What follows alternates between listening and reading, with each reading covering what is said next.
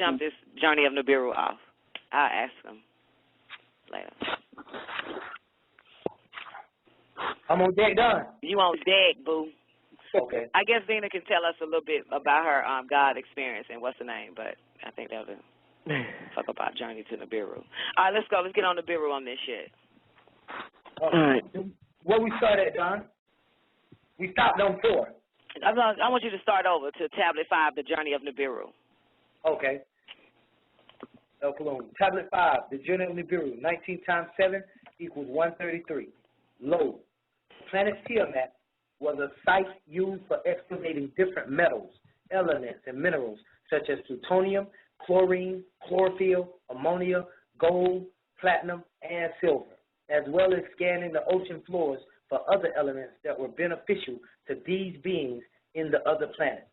In the depths of the oceans of this planet Earth are some of the most valuable resources for human life, such as food, such as kelp, different types of fish, and energy sources, such as iodine. In these waters are an abundance of dissolved gases, such as nitrogen, carbon dioxide, and oxygen. Other substances are nitrates, phosphates, which are needed by plants for photosynthesis. Silicon dioxide is necessary in building of skeletal material in some marine organisms.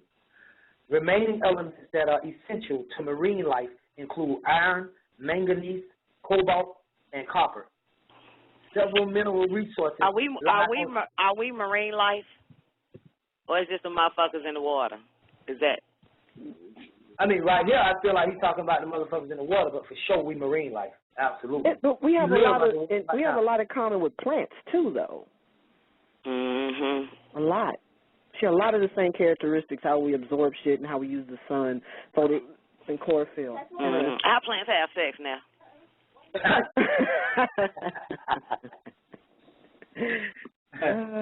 Shit. What did you say? Do they have sex? I said how they have sex. They are asexual, man. Yeah, they reproduce themselves. Oh. Yeah. Yes. But so they don't. I didn't ask about reproduction. I was asking you about said they have sex, and they don't. Well, then, do they have sex? Well, others can cross-pollinate. I mean, like a marijuana mother plant and a male plant, and so if you put a male plant and a female plant together, they limbs start to grow towards each other, and they start to. No, it's like cross-pollination, like their sexual dust goes into the other one. Are you serious? They have sex for real, man. Yeah, they can cross-pollinate. That's incredible. Yeah. I be squirters. Something like that. Okay. Oh shit. Okay. Can we take in manganese? Manganese. Yeah. I believe that's in some that's a mineral that we can absorb. I don't know if it's. I'm gonna say okay. I'm not gonna say we can because I'm not for sure. But okay. I'm not gonna do that. All right. I'm ready. 8 Babylon. 8. Several mineral resources lie on the ocean floor and in solutions above it, such as salt, magnesium, and bromine.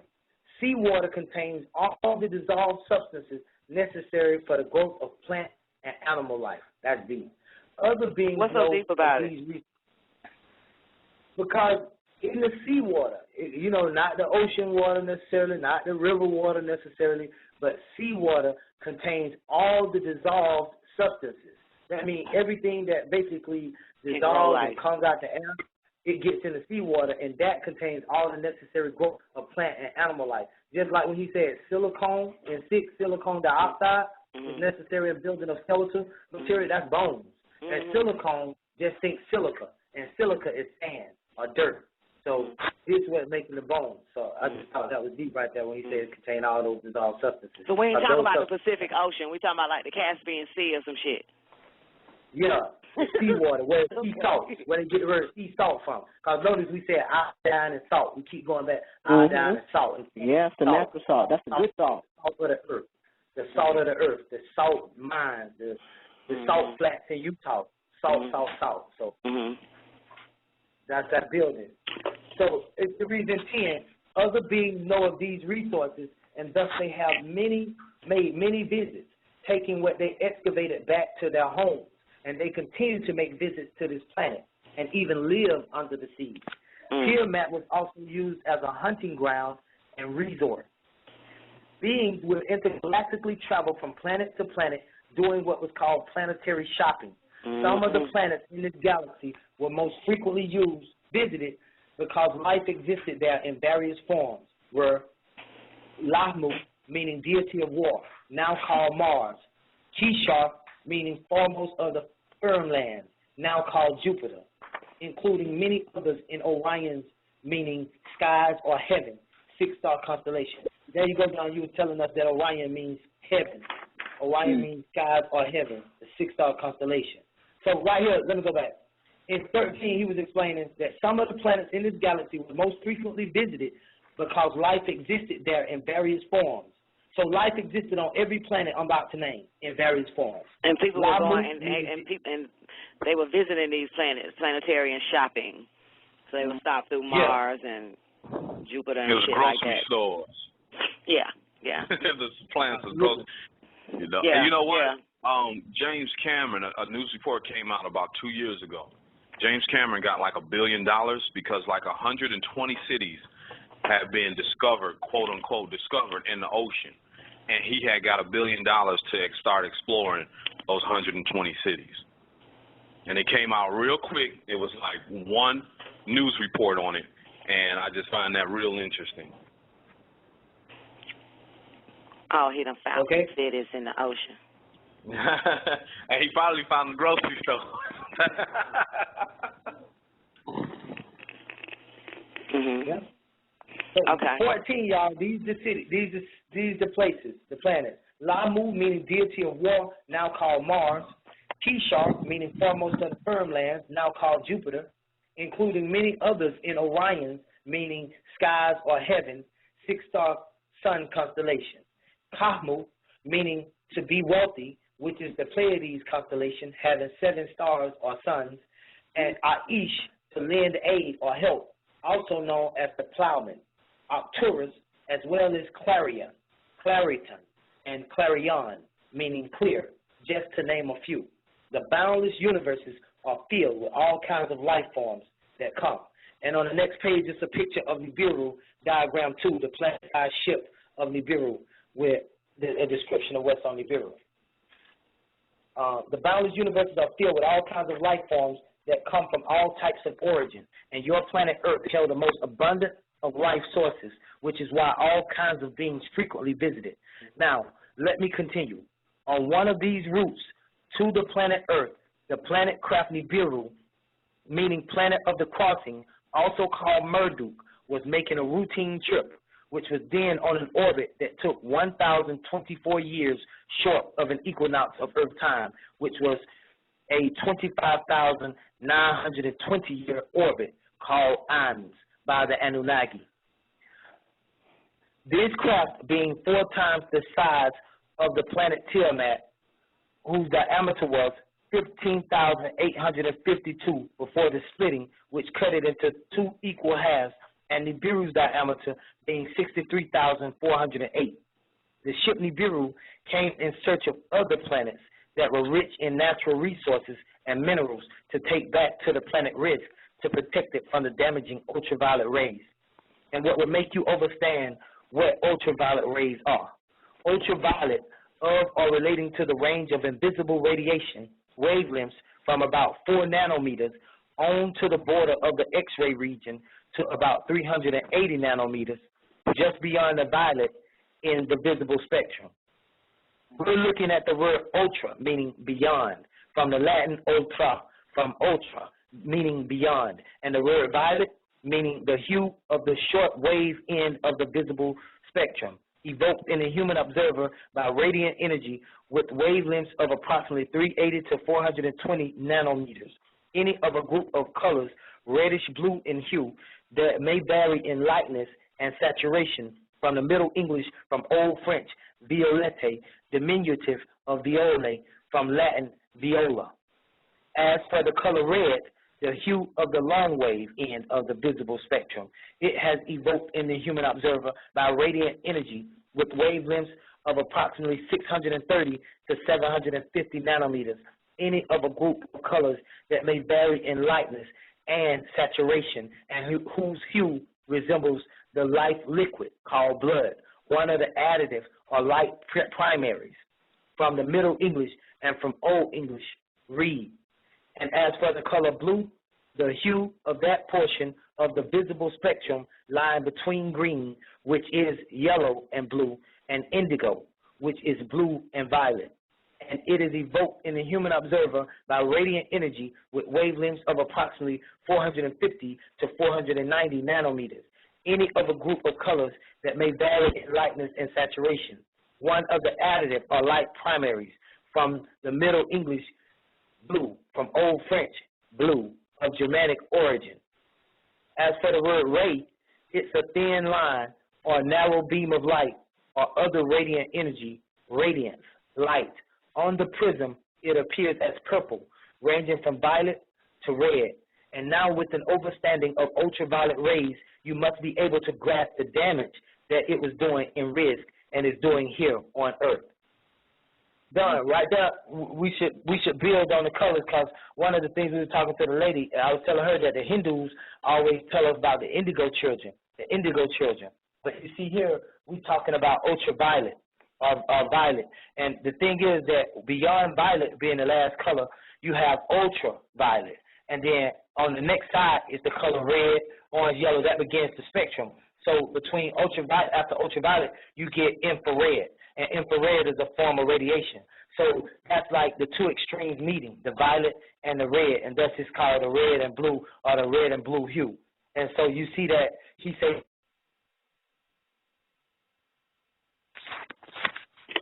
okay, Babylon fell downstairs again. I'm okay. Okay, I don't know. Go ahead, Nath, because I'm just getting back. Oh, he's back. All right, I'm here. Wow. We will be building on the colors, quick. right? Huh? We're building on the colors, right?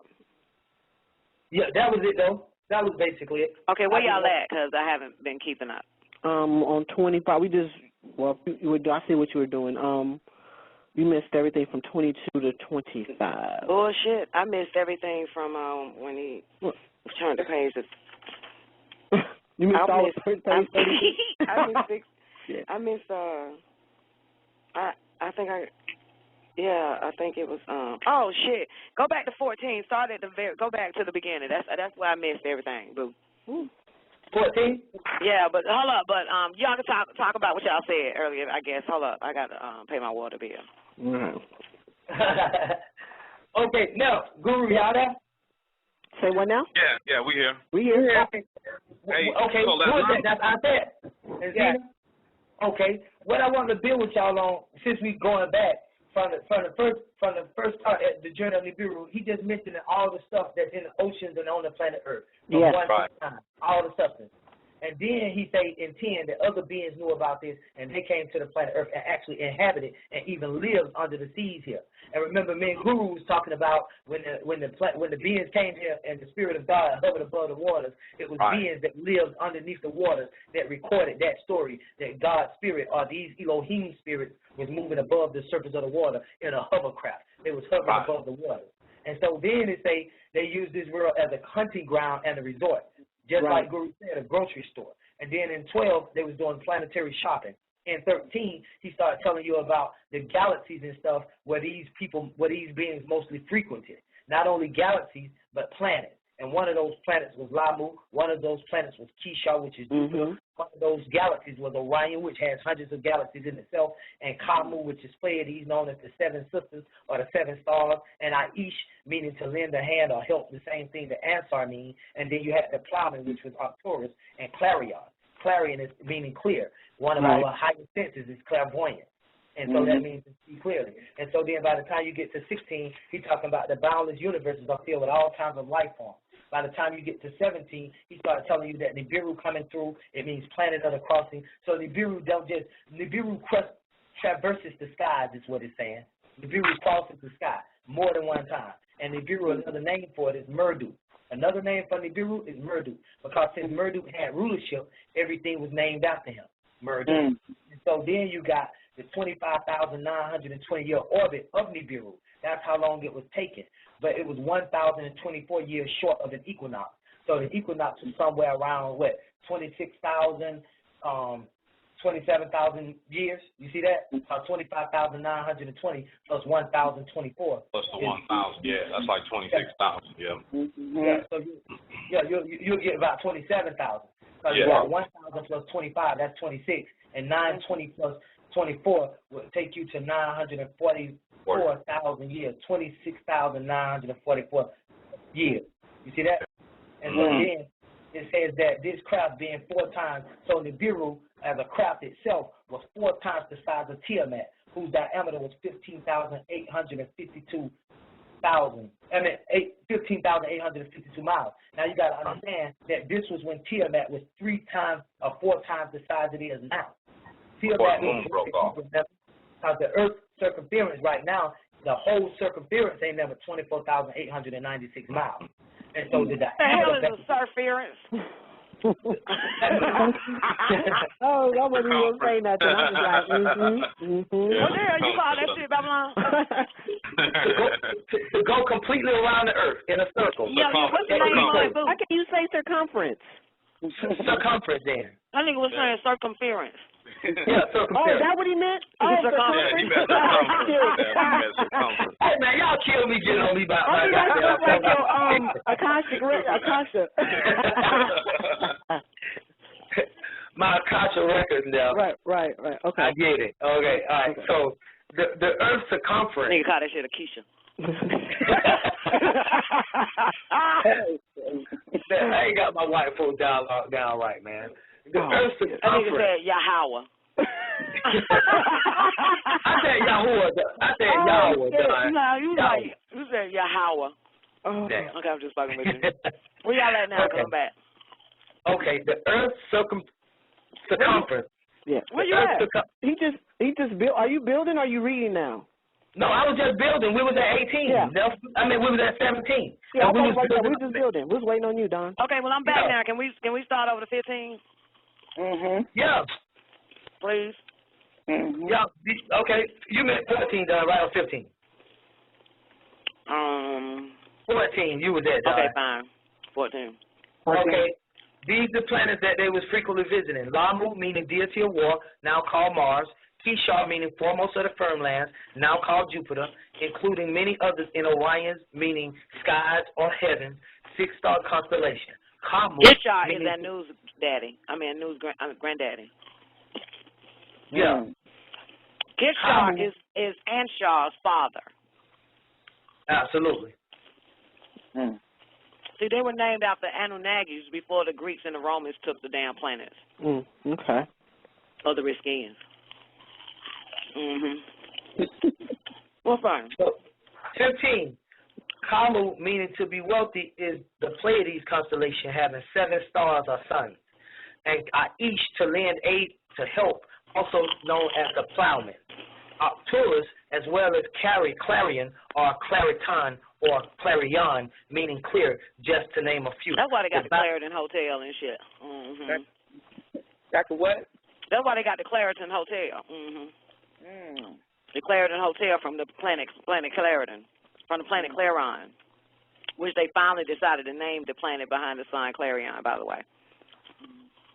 Okay. You know the planet behind the sun that looks just like the planet Earth, Clarion? I heard of it. Y'all know what I'm talking about. The planet that your ass go to sleep and you swear you on the planet Earth, but you're actually on fucking Clarion. The same planet where your fucking loved ones go. Yeah, that was gonna be one of my questions when Clarion was mentioned. Yep. Yeah, that's the planet. Exactly. That's where your loved ones at. That's where the fuck you go in your dreams and shit. I've been there. Hey, Neff, it's that it's the planet from another Earth that moved another Earth. I've been there, man. I've been in Clarion. That's not one I wrote down. Very profound. Yes. To clear, meaning clear, like clear vision. Yes. What that shit called? What that telepathic message is? That telepathic clairvoyance. Yeah, clear vision. Clairvoyance, same goddamn thing. Hold on. Let me bring in all ones real quick. All ones, can I get a mic check? Yeah, just hey, all praises to the Most High. Hey, man. I just wanted to piggyback on that. Now, remember that she said Clarion. That's where your alter ego is. That's you living on Clarion. That's your other life. That's alter you ego. actually. Exactly. That's your other life, and that's the planet that you live in as your alter ego. My alter ego, boy. And that's exactly like Guru just stated. That's exactly where they got the concept of that movie Another Earth from, because they're literally simultaneously living at the same time. Like they have the same names and everything. That's well, it. Hey, Doc. That's what he gave us. Yeah. Doc, is that alter ego? Is that still the one that flies in the dreams and shit? Yeah, that's you. Yeah, I thought so. Yeah, that's the one that was flying and shit. We coming into a lot of money. Yes, those are the things you would normally be doing as yourself on the other planet. Yes. That's Clarion. Yeah. Okay. So then it shouldn't be far-fetched that the demonic people here, they don't have Clarion. They got Saturn as well. They got down secondary spirits and dreams, though. I don't know. I didn't know they had Saturn, too. Yeah, the master told us because that. I just thought it was so interesting when they showed it with that movie Contact, because that bitch went to Clarion. That's right. That was Clarion. That's right. She was chilling on the beach with her daddy in Clarion. That's right. Yeah. I think they even said they was on Clarion too. They did. Yeah, that was the name of it. They did say. Yep. Yeah. They didn't say that. I saw that one. All right, Babylon. Okay, 16. The boundless universes are filled with all kinds of life forms that come from all types of origins, and your planet Earth held the most abundant of life sources, which is why all kinds of beings frequently. Now, let me continue. On one of these routes to the planet Earth, the planet called Craft Nibiru, meaning planet of the crossing, also called Murdu, was making a routine trip, which was then on an orbit that took 1,024 years short of an equinox of Earth time. So Murdu is also called Nibiru. That's interesting. Is Murdu one of the Anunnakis? That's the same Murdu that was given rulership. Absolutely. Okay. Aridian. 1,024 years short of an equinox of Earth time, which was 25,920-year orbit called AMS by the Anunnaki. This craft being 4 times the size of the planet Tiamat, whose diameter was 15,000. That's what they call that pet food, AMS. Call it what? They call that pet food, AMS. Yeah. Okay, so basically the Anunnakis, are you saying that the equinox of Earth time, that 25,920-year orbit, the Anunnaki called that AMS? True, Don. Okay. Okay, and now you got AMS pet food and shit. They know where to get these goddamn words from. And we slow as fuck. They don't teach us shit in school, do they? No. I mean, because where the fuck they come up with that word from for pet food? School ain't shit. Does that pronounce IAMS? IAMS? I don't know how the fuck that shit pronounced. But it's the same thing because A-E-I-O-U are interchangeable there. Okay. So they spell what the vowels are. But so that's not even an English word. That's an Anunnaki language. I am. Yeah. Because you got a double vowel shit that they call AMS. Yeah. That shit was English. I heard Russ say earlier in the after party. He said, "Man, I've never heard yet the English language. It don't exist because it really don't exist." That's crazy shit, ain't it? Man, it's deep. I agree. Okay, so now I know where the AM came from, the Anunnakis. Okay, I'm ready. 18. This craft being 4 times the size of the planet Tiamat, whose diameter was 15,852 before the splitting, which cut it into 2 equal halves, and Nibiru diameter being 63,408.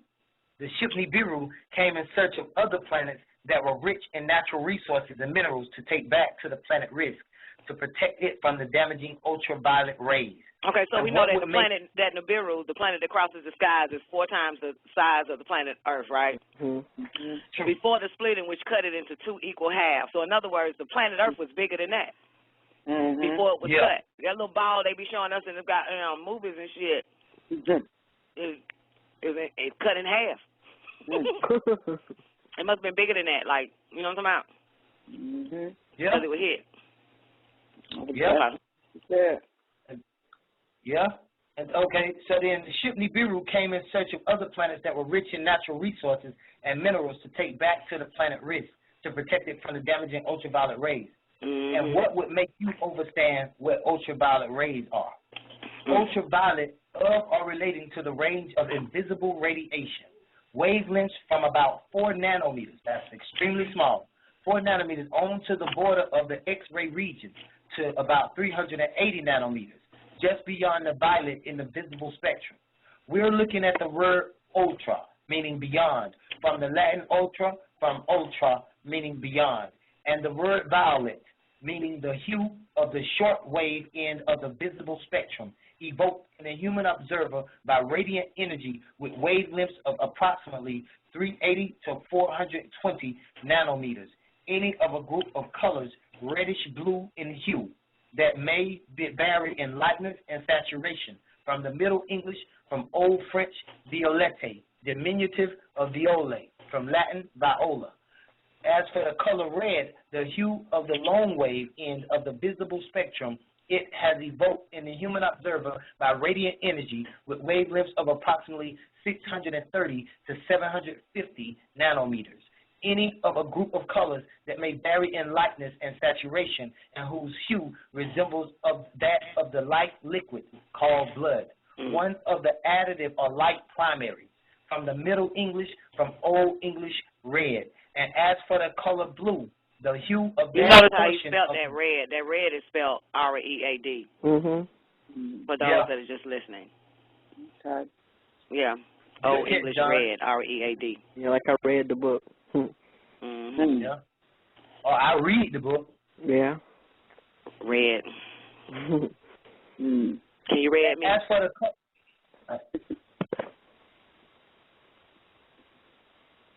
23.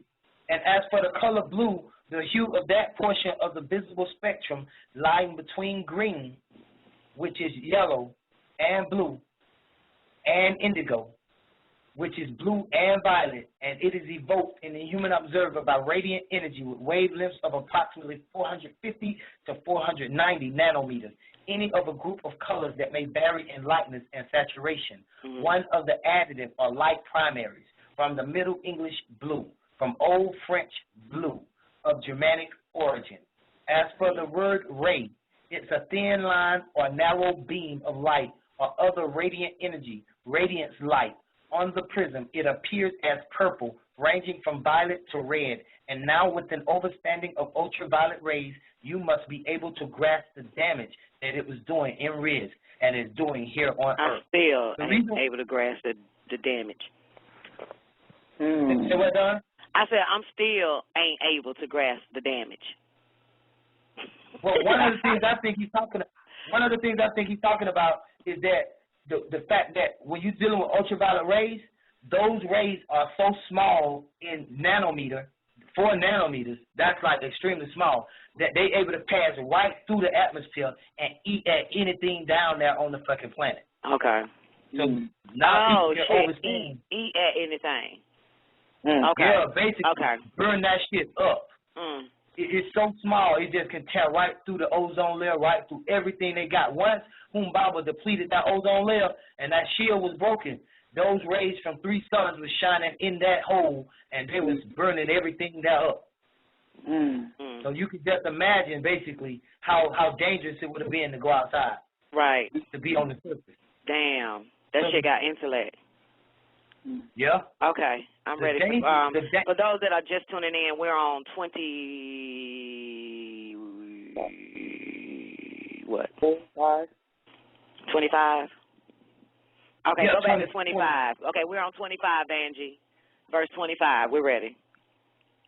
Okay. And now, with an understanding of ultraviolet rays, you must be able to grasp the damage that it was doing in risk and is doing here on Earth. Now, one thing, Don, that's the reason why them crackers wearing them shades called blue blockers, because they trying to block the ultraviolet rays that's getting into their eyes and causing glaucoma and cataracts and blindness. Oh, okay. Like I need to get me some then. You got them natural, Don. You got brown eyes. Nah. That don't mean shit. I got bad stigmatism. Me too, Don, for real. I really need to wear them blue blockers. 26. The danger is the destruction of the ozone. As it happened there, is also happening here. Wet is ozone, a blue gaseous allotrope of oxygen, O3, formed naturally from diatomic oxygen by electric discharge or exposure to ultraviolet radiation. Let's break that down. So ozone is a blue gaseous allotrope of oxygen, meaning it's not oxygen 1 nor oxygen 2, but it's oxygen 3, formed naturally from diatomic oxygen. Di meaning 2, atomic meaning atom. 2 atoms of oxygen by electric discharge or exposure to ultraviolet radiation. So once ultraviolet radiation touches oxygen 3, it creates this by way of electric charge, this dangerous condition. It is an unstable, powerfully bleaching, poisonous, oxidizing agent with a pungent, irritating odor used to deodorize air, purify water, treat industrial waste, and as a bleach. So wait. So the ozone that's on the planet Earth, this is exactly what this is. Yeah, a blue gaseous allotrope of oxygen. Say what? Ozone on this Earth is a blue gaseous allotrope of oxygen. Basically, oxygen 3 is in the top of the atmosphere, and that's called an ozone. That's the word O for oxygen. Ozone, the oxygen zone is filled with O3. And it's an unstable, powerfully bleaching, poisonous, oxidizing agent. Yeah. Incredible. Okay. So it's used to deodorize the air, purify water, treat industrial waste. So damn, now that the ozone layer is depleting, thus is unable to treat the air, the water, purify the water and all that other shit. True indeed. Naturally. Okay. And why is the ozone layer depleting? Was there a aerosol bomb that was thrown here or what? Why is the ozone depleting, honey?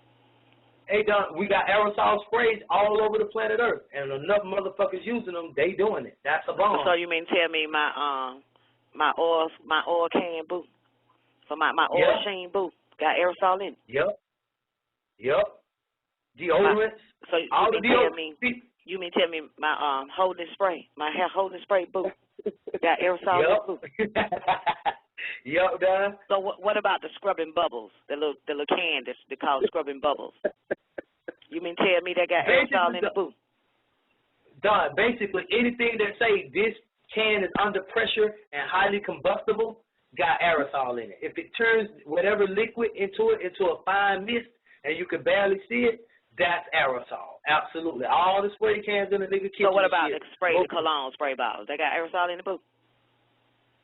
Well, not the glass ones, but the ones in the can, yeah.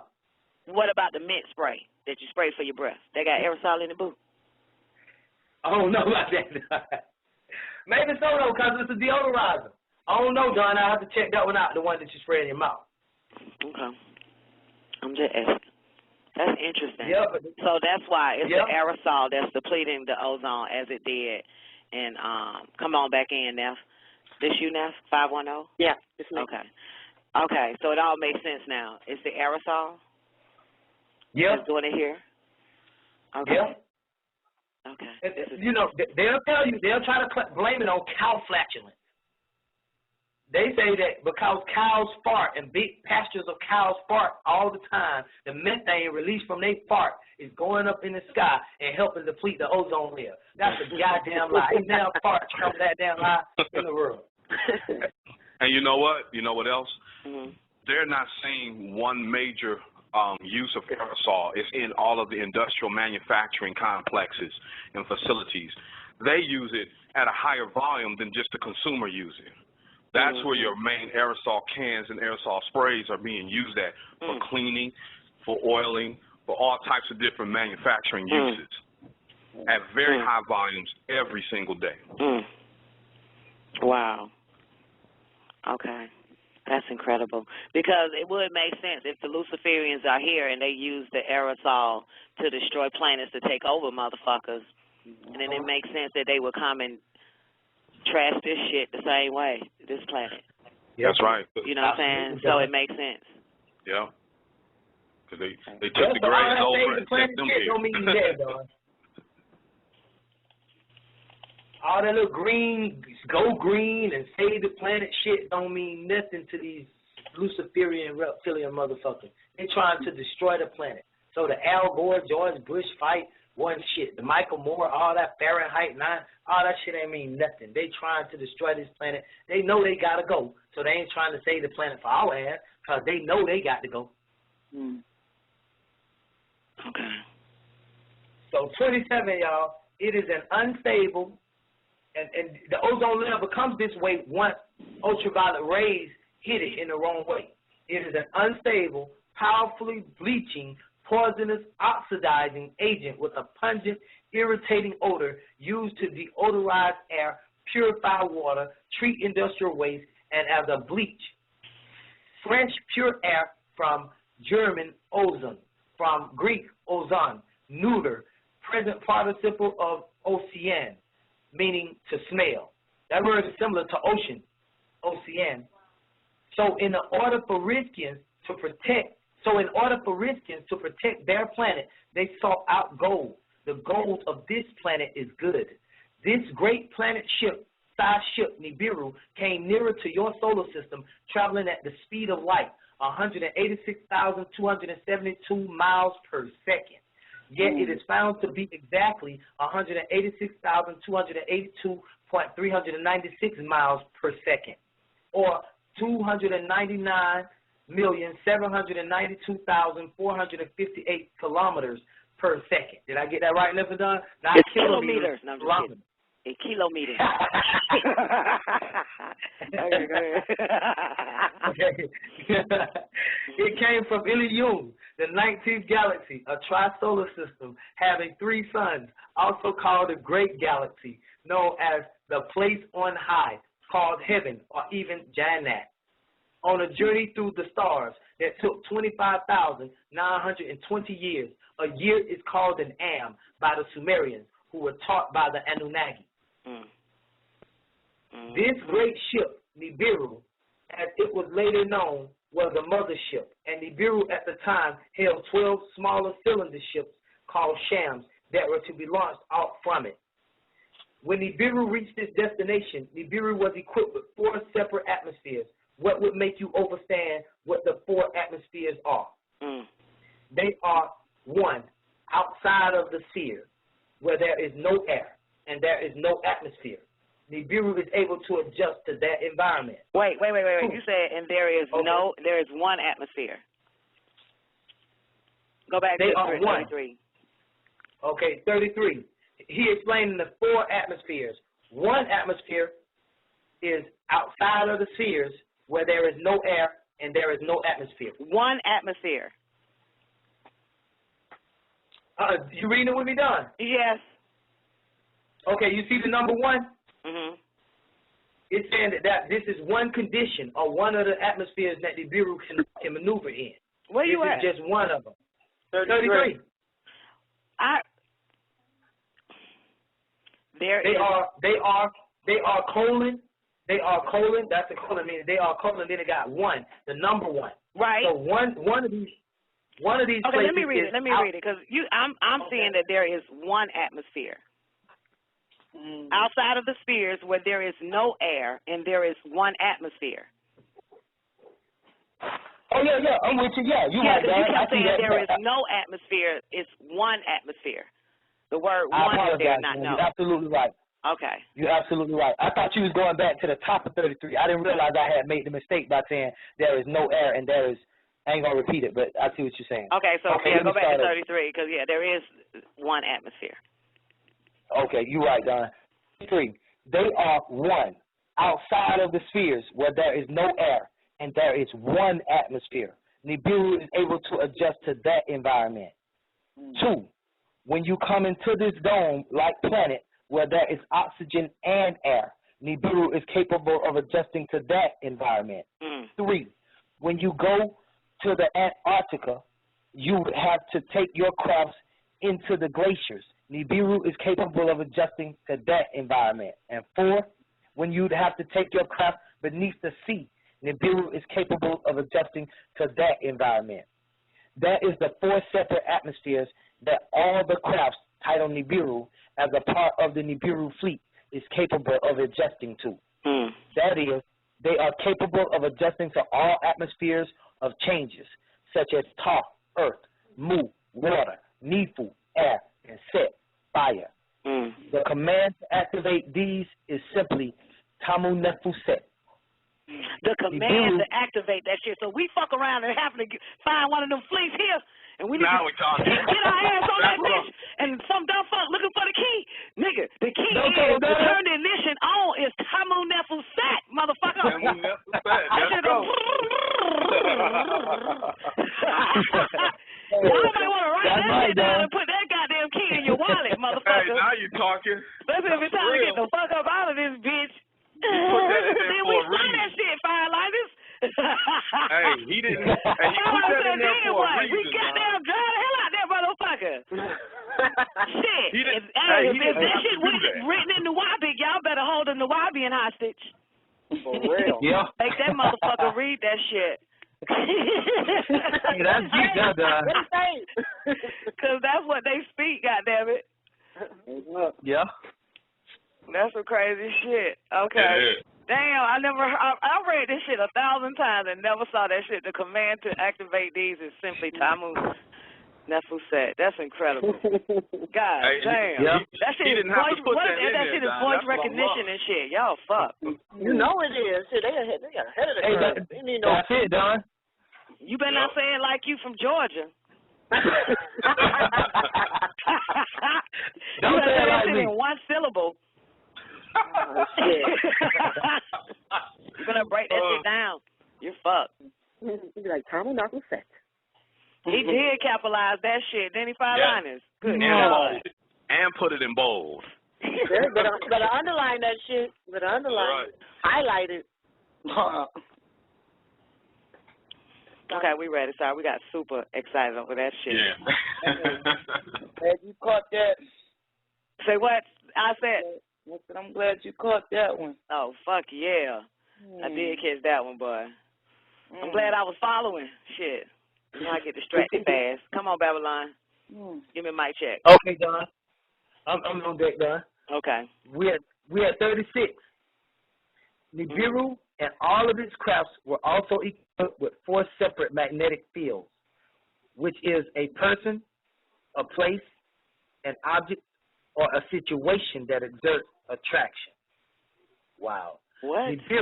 What does that mean? I'll read it again, Don.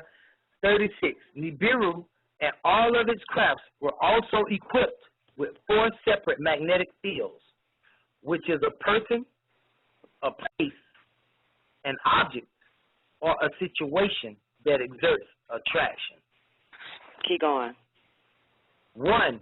Nibiru is capable of being magnetized or attracted by a magnet, meaning 2. To operate by means of magnetism such as magnetic recorder. 3. Relate to the magnetic poles of the earth such as the magnetic compass bearing. 4. Have an unusual power or ability to attract. A gravity form of magnetism from the furling vortex of each planet at 30 degrees and its magnetic attractions, creating a magnetic grid. The flow of electricity when an object comes in contact with its pulling or attracting powers, and magnetic attraction by appearance, emotion, or desire. What? The grand... Deep. Yeah, deep. Okay. I agree. don't. I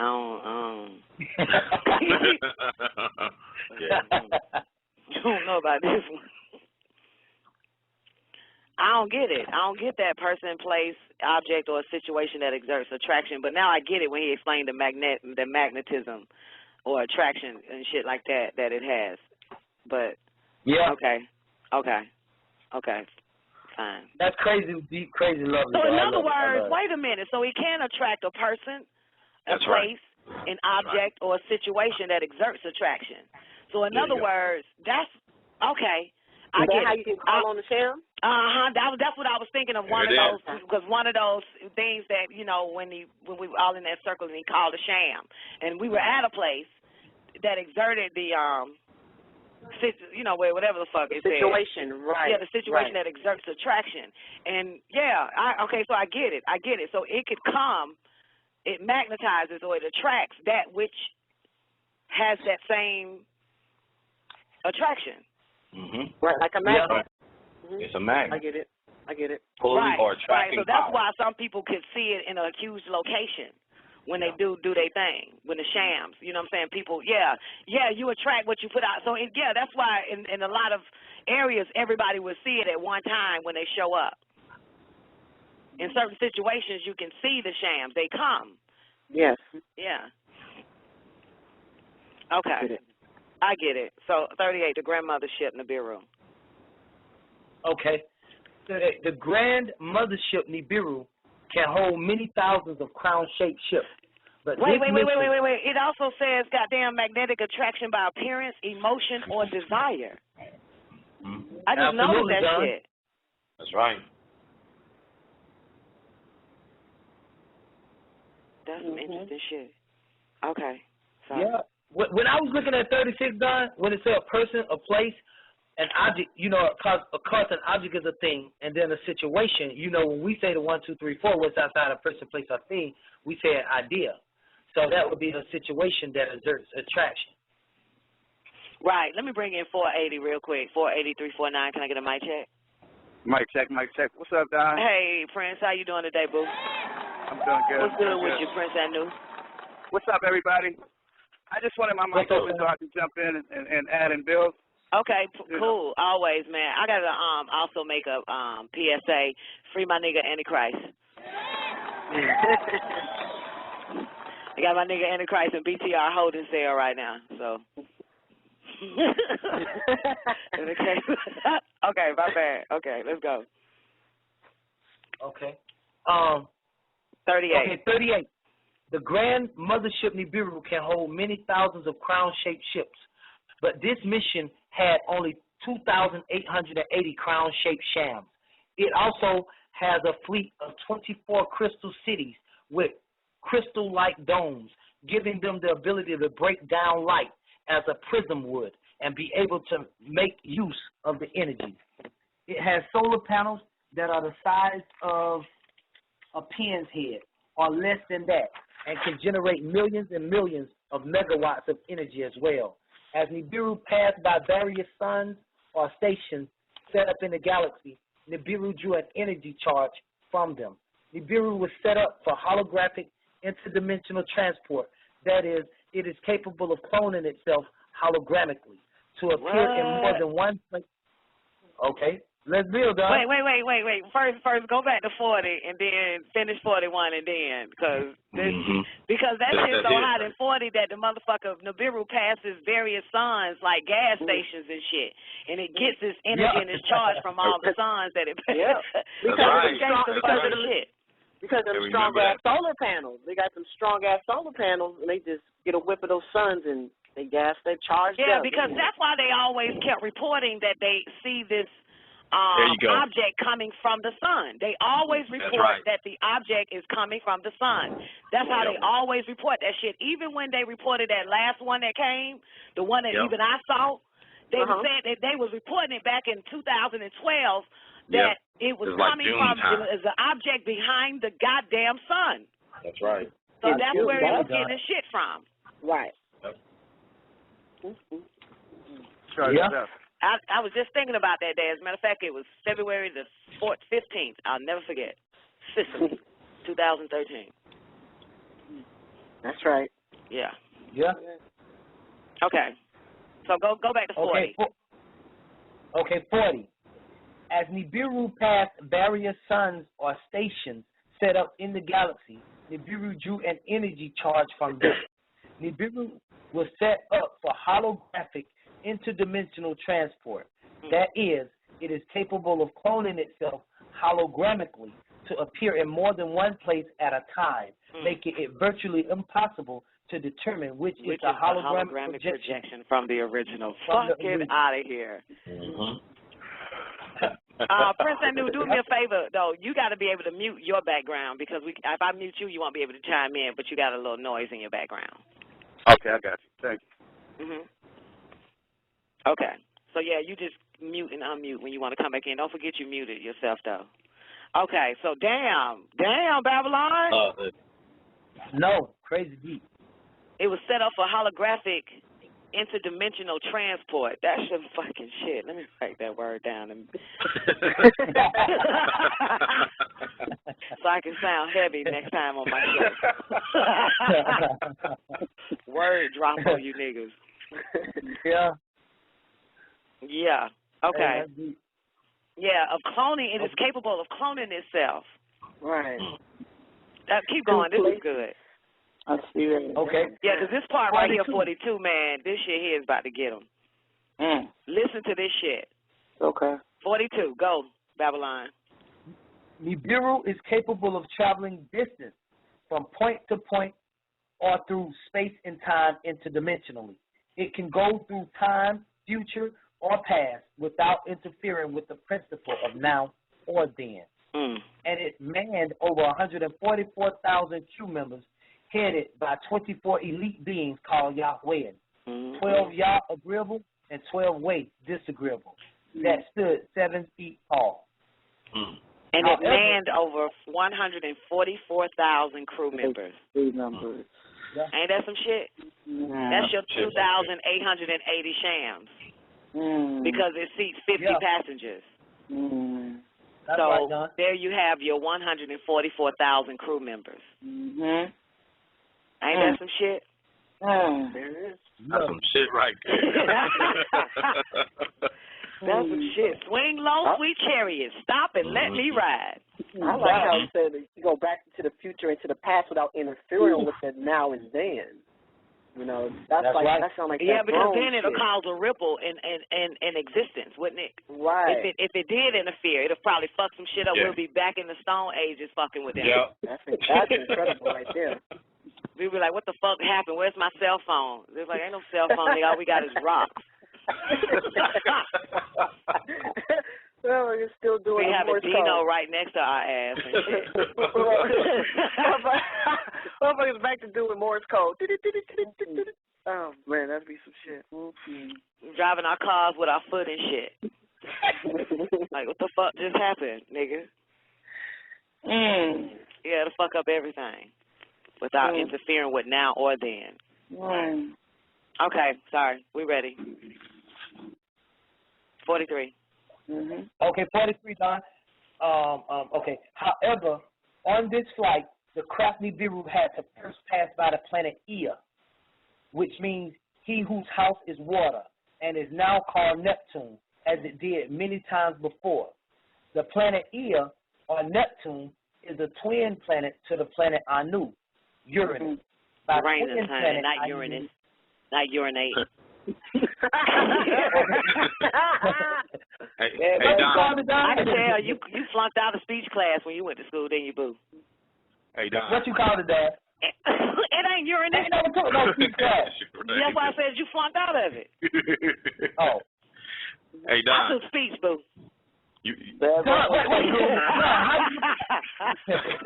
Don, how do you pronounce it? Okay, everybody pronounce that planet all together. Uranus. Uranus. No way. No, I ain't going for that one. Uranus. It's Uranus. You said Uranus. Yeah, but even the brother that was on the phone said that. You remember the brother Cosmic, what the one you was fighting with the whole time. I know you're not referencing that nigga. Wait, let me finish though. He said that they changed the name from Uranus because it sounded like your anus. So they changed the name to some other name. I don't forget what he said. Whatever. So y'all want me to say Uranus? It's Uranus. It's Anu in it. That's why it's Anu's planet, Uranus. Okay. It's your anus, nigga. Yeah. It's your anus. It's your ass. or you ran us. Hey, you ran us. Okay. For the record, though, EA is the name of who? Inky. That's Inky. Yeah, and EA Sports. There we go. That's what I was just about to say. That's where they getting all this shit from. Just about to say. Hey, the films created by EA. All that. EA Sports, the films. Tell me they don't know. You know they know. Ask them what EA stand for. Yep. And it ain't electronic. For, Guru? And it ain't electronic arts. Like they claim. Okay. All right. 44, Babylon. We're sorry again. Okay. The planet Ea, or Neptune, is a twin planet to the planet. Is it pronounced Ea or EA? Ea. How you know it's pronounced Ea? Because the letter A in Nuwapic is always an R. And that's why I begin my mess up at, Don, because I try to stick to that the letter A don't change from A to A to A. It's just R. Like Anu is not Anu. But I can get with people that say that, but I just it's try Anu. to say, I try to say Anu. It's Anu. I'm with you, Don.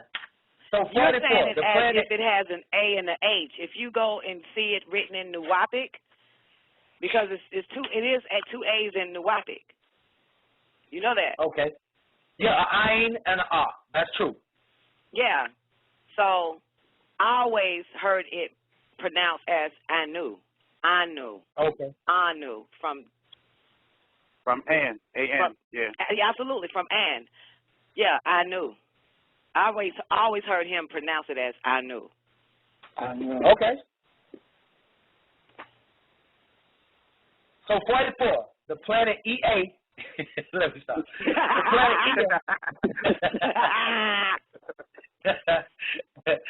The planet EA or Neptune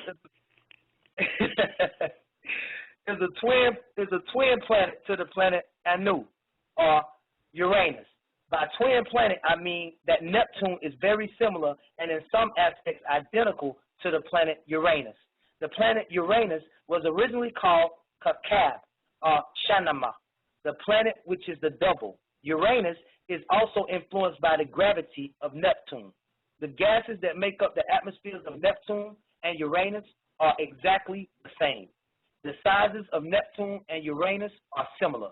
Their colors are identical, and their rotational times are similar. Uranus being 17 hours in Earth time and Neptune being 16.5 hours. The planet Uranus practically rotates laying down, so the size, if looked at from the wrong angle, can surely be mistaken. Uranus tilts at the extreme angle of 98 degrees. You could almost say that the planet lies on its side as it travels around the sun. This means that the north and south polar regions of Uranus experience alternate periods of day and shadow hour and summer and winter, each of which is up to 42 Earth years long. Damn. The temperature of this planet Uranus on the side that is hidden from this sun is the same as on the side facing this sun.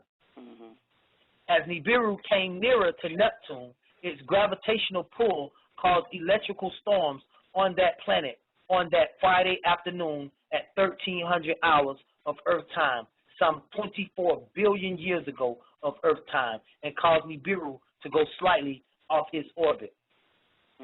As the craft Nibiru passed by Ea, Neptune, the planet Anu, Uranus, came from behind the planet Neptune, and it caused the appearance of a bulge.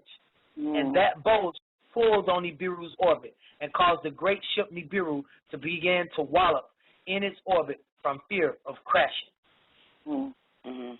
This happened because the planet Uranus was not originally seen in this solar system when Nibiru made its first visit. Uranus's moving from behind Neptune caused Nibiru to veer off its own original path in order not to hit Uranus, and made it collide into another planet then called Meldick, also called Vulcan. Incredible. Okay. And Vulcan is where one of those motherfuckers from Star Trek from. Yeah, that's what Spock is from on Star Trek. Yeah, and you know I'm going to the premiere of Star Trek, Into the Darkness. Yeah, the private screening of that shit this week. I didn't even know they came out with another Star Trek shit. It's called Into the Darkness. Ain't that some shit? Ain't that some shit? That's right. Yeah. Yeah. Hey, so Don, what I was gonna say is, what was I about to say? Oh, so when I was reading that though, we figured that Dr. York taught that Neptune and Uranus were twin planets, and that Uranus is the same temperature facing the sun as it is away from the sun. Yes. Yeah. So I thought that was interesting because they claim that the dark side of the moon, the one that don't face the sun, is extremely cold. And Uranus is far as hell. Uranus is different, ain't it? Yeah, absolutely. So it just makes you wonder here's the what part where I'm stuck at. Well, I got a little bit off on, where it said that one of them was kind of like invisible, so Nibiru didn't see it. Yeah. Is that Neptune? That's my question too. Yeah. That was Neptune. Yeah, it was that was back of it. Yeah. It Which was one in was back it? of it. Huh? It's 51, Don. 51. It should have been Neptune in the back. passed by Neptune, the planet Anu, Uranus, came from behind the planet Neptune, and it caused the appearance of a bulge. Okay. So when Uranus was behind Neptune, it made Neptune look bigger. It made Neptune appear like it had a big bulge. And because Nibiru saw this big bulge, it tried to avoid that collision, which was just the appearance of a big bulge. But it was the other planet. Yeah. So this is my question on top of that. It's 53. It said this happens because the planet Uranus was not originally seen in the solar system. So that's why, so they saw it as a bulge. Okay, they didn't know that it was Uranus. They didn't know it was Uranus. They just still thought it was Neptune, that bulge. Yeah. Okay. Yeah. Because Uranus was not originally seen in the solar system when Nibiru made his first visit, which was 24 billion fucking years ago. Okay. Now that cleared up a question because when I first originally had read that part in The Man from Planet Risk, it came across to me like Nibiru fucked up, like they mispiloted and misjudged. Right. And no, what happened was Uranus, what did it say right there in 53? So when they just saw it as a bulge, and Uranus started moving from behind Neptune, which caused Nibiru to veer off his original path. So Nibiru had to be like, oh, shit, what the fuck? Oh, what the heck? You know what I'm saying? So in other words, if they would have stayed on the path and just went around the bulge. Right. But they saw that shit wasn't a bulge, it was another fucking planet coming. And thus made Nibiru didn't want to hit Uranus. It ended up colliding into the planet Meldeck, or the planet Vulcan. So I'm clear now. So I have to I'm clear too. I get it. I'm clear. Okay, 55. Okay, now y'all got to let me say this now. I'm just saying this because this is something that I read in the tablets. I believe. I'm using the word believe because I can't be sure. But I think somewhere in here, Dr. York going to say that Uranus is the newest planet to the solar system as well. It's the newest planet in this solar system. Because it was on its way to Neptune. Well, it has to be because it's still in this system, this solar system here, right? Neptune and Uranus. Yeah. It's all in this solar system. Yeah, but this happened 24 billion years ago. I'm sure it's in this solar system now, but I think I'm positive about that. Yeah. So it hit Meldeck. So it hit the planet It hit the planet Meldeck or Vulcan. What happens in 20? Where we at? 55? 55, Don. Okay. What happened to 54? So we don't have a 54. We read it. That was 53. You're right, Don. Go ahead. I'll make sure I tell Dr. Yoke that there ain't no 54 in tablet 5. Go ahead. Okay. Somebody labeled that shit wrong. Somebody can't fucking count. Go ahead. It's a period in 53, though. 55. The original name for the planet Vulcan is Meldeck. Meldeck was between Lahmu, or Mars, and Kishar, or Jupiter. Meldeck was 27,500 miles in diameter.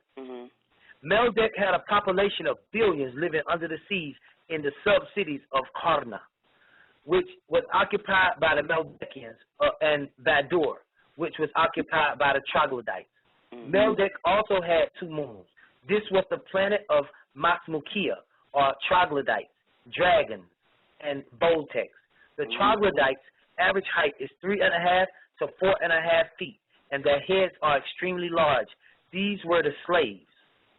However, the rulers, the Meldekians, were very large in size, from 7 to 9 feet in height, scales of multiple colors in which they shed like all other reptilians. They lay eggs for reproduction. The troglodytes have 2 round eyes without pupils and no ears or protruding noses, just 2 small holes in the nose area. Their mouths are slits without lips. The Is that where the graves kind of mixed in too? That's where they came out of, the graves, or no? No, this is the Meldekians from Vulcan. Okay. The Meldekians because from the graves planet got the little Vulcan. slits too in the little nose. Yeah. Okay. And they were slaves too, Don. So the troglodytes were slaves, and the Meldekians is their planet, and they were like reptilian little motherfuckers, 7 to 9 feet. Yeah. Okay, tall. Okay. All right, 60. I'm ready.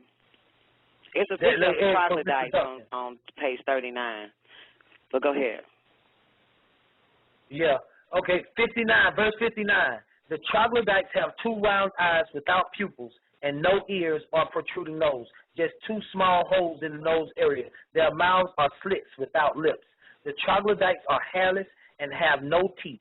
The troglodytes' hands have 4 webbed fingers and no thumbs. The troglodytes live totally underwater in great cities with many great biologists. Because they live underwater, if the planet sped up, it wouldn't affect them, because gravity is different underwater, meaning gravity is the force that Earth exerts on an object. The force of gravity is relatively constant all over the surface of the Earth, except for in a few places like the equator, and varies slightly at different altitudes. He broke up. Okay. I'll pick it up until you get here. The force of gravity is relatively constant all over the surface of the Earth, except for in a few places like the equator, and varies slightly at different altitudes. Many people think, for instance, if a steel ball was to drop from a building and a cotton ball, that the steel, I'm picking them back up, okay, my bad, go Babylon, take it from 62 again. Okay. The force of gravity is relatively constant all over the surface of the Earth, except for in a few places like the equator, and varies slightly at different altitudes. Many people think, for instance, if a steel ball was dropped from a building and a cotton ball, that the steel ball would fall a lot faster, when the cotton ball only lagged slightly behind. So the force. Many people think, for instance, if a steel ball was dropped from a building and a cotton ball, that the steel ball would fall a lot faster, when the cotton ball only lags slightly behind. What he's saying is that a steel ball and a cotton ball damn near fall at the same rate to the Earth, because the pull of gravity is constant all over the Earth, except for in certain places. So gravity is the constant force. You know what I'm saying? It's about like saying 360 miles an hour in a car, 360 miles an hour in a truck. Yeah, well, we know that the water is different when we're talking about gravity. So he's explaining the part, well, when the Nibiru hit the planet Meldek or Vulcan, and so these troglodytes that lived under the sea wasn't affected because of the water, versus them 7 to 9 beings of Meldekians that was on land. Right. So they were the ones that ended up being pissed off at this shit because the troglodytes wasn't affected. For real. Huh? Oh, I just said 63, Don. Okay, before I just want to let Zena know, 832, your mic is open. Is this you, Zena? Yeah, it's me. Can I ask a quick question real quick? Bab, it's a little bit off topic, but I'm still stuck on that part where y'all said the 25,920 years, because that number was significant. I remember hearing that number somewhere else. But, Bab, I'm trying to figure something out. Bab, what was the number you said one day for pi, the real number for pi? 3.16. 3.15. Okay, thank you. 3.16. And 3.14 would be correct to an extent. I ain't trying to give you no bullshit, but the real number is 3.16. Absolutely correct. That's in the Imes papyrus, AHMES of ancient Egypt, Imes. And the square root of the number 10 in any computer is 3.16, and pi is based on the square root. Wow. Wow. Don't you love Avalon? I was like, you called in to find out what the number Avalon, I would was. never call the police on you. I just want to tell you that. For us to say it exactly, Don. Never. That's funny, man. Okay. Okay, wait. Okay, sorry. I'm glad, Don. Thank you. You made me feel better, though. For real, man. I mean, you a pearl, man. The fuck? You don't throw your diamond out there like that. You know what I'm saying? You don't get rid of your gemstone because you can't have your way. Yeah, that's right. Anyway. So we had 57? No, we had 63 because the cotton ball only lagged slightly behind, 63. That's right, yeah. Okay. So the force was still constant. Water is denser than air, so objects move slower through water than air. The impact of the crash affected the beings on the surface of the planet of Meldeck and not underneath the water because water is more dense and would slow down the object. So the impact would be less damaging and the shock of the impact would be less severe. However, it was daylight, so most of the beings came on land. All of the beings that could have negotiated were dead due to the crash. Okay, stop. So everybody know where we at about this whole story. We good on that, right? Because now remember the nigga thought that little Bose was fucking Neptune and it wasn't, so this motherfucker hit the planet Meldeck. Yeah, they swerved on the road. They swerved on the road and hit Meldeck. Okay, yeah. So it's daylight. So a whole bunch of motherfuckers done died. So they killed off. How many beings was on that planet? Didn't they say billions? Wasn't it billions populated Meldeck? Okay. Billions. Okay, all right. So those that lived under the water had mansions and shit, I reckon, was balling, came on land. To hang out. Must have been a Saturday. Friday. It must be a day off. Yeah. Shit's fucked up, man. Damn shame what they did to them people on Meldeck. And they said that so many people were dead that they couldn't even negotiate. They couldn't even tell a motherfucker they were sorry. Yeah. Mistake. Damn. Okay, 66. Hey, that's great. The only beings that survived were the ones under the seas, which were the military. Oh, shit. There you go. Damn, they didn't stand a chance in hell. The military? And the warriors. They was like, fuck that, we about to fight. Yep. Fuck our shit up. The military and the warriors. Go ahead. The only beings who were looking for a chance to fight anyway. Right. It was like, that really had a reason. What the fuck? You couldn't even negotiate with them. They're like, fuck that. We about to kick your ass. We've been bored. Ain't shit to do on this bitch but swim. You done killed everybody on the surface? Trying to get on. They was looking for a chance to fight anyway. That shit didn't even matter. They just needed a reason. Hey, these some real goddamn Meldeckans. They the most aggressive beings out there down there that I done heard about. Yeah, because isn't the description of Spock, ain't he like tall as fuck too, right? Yeah. He ain't described his ass as tall as fuck. I'm not a Star Trek watcher though. Yeah, but I know he's from the planet Vulcan. Yeah, Spock is one of the tallest people on the show. Yeah. Okay. Yeah, and they have no emotions. That's right, Farasha. They got no emotions. Okay, let's get it. They got a bold cut. Okay, 67, Babylon. You still with us? Yep. Thank you for giving us your voice today. You already know, Don. My pleasure.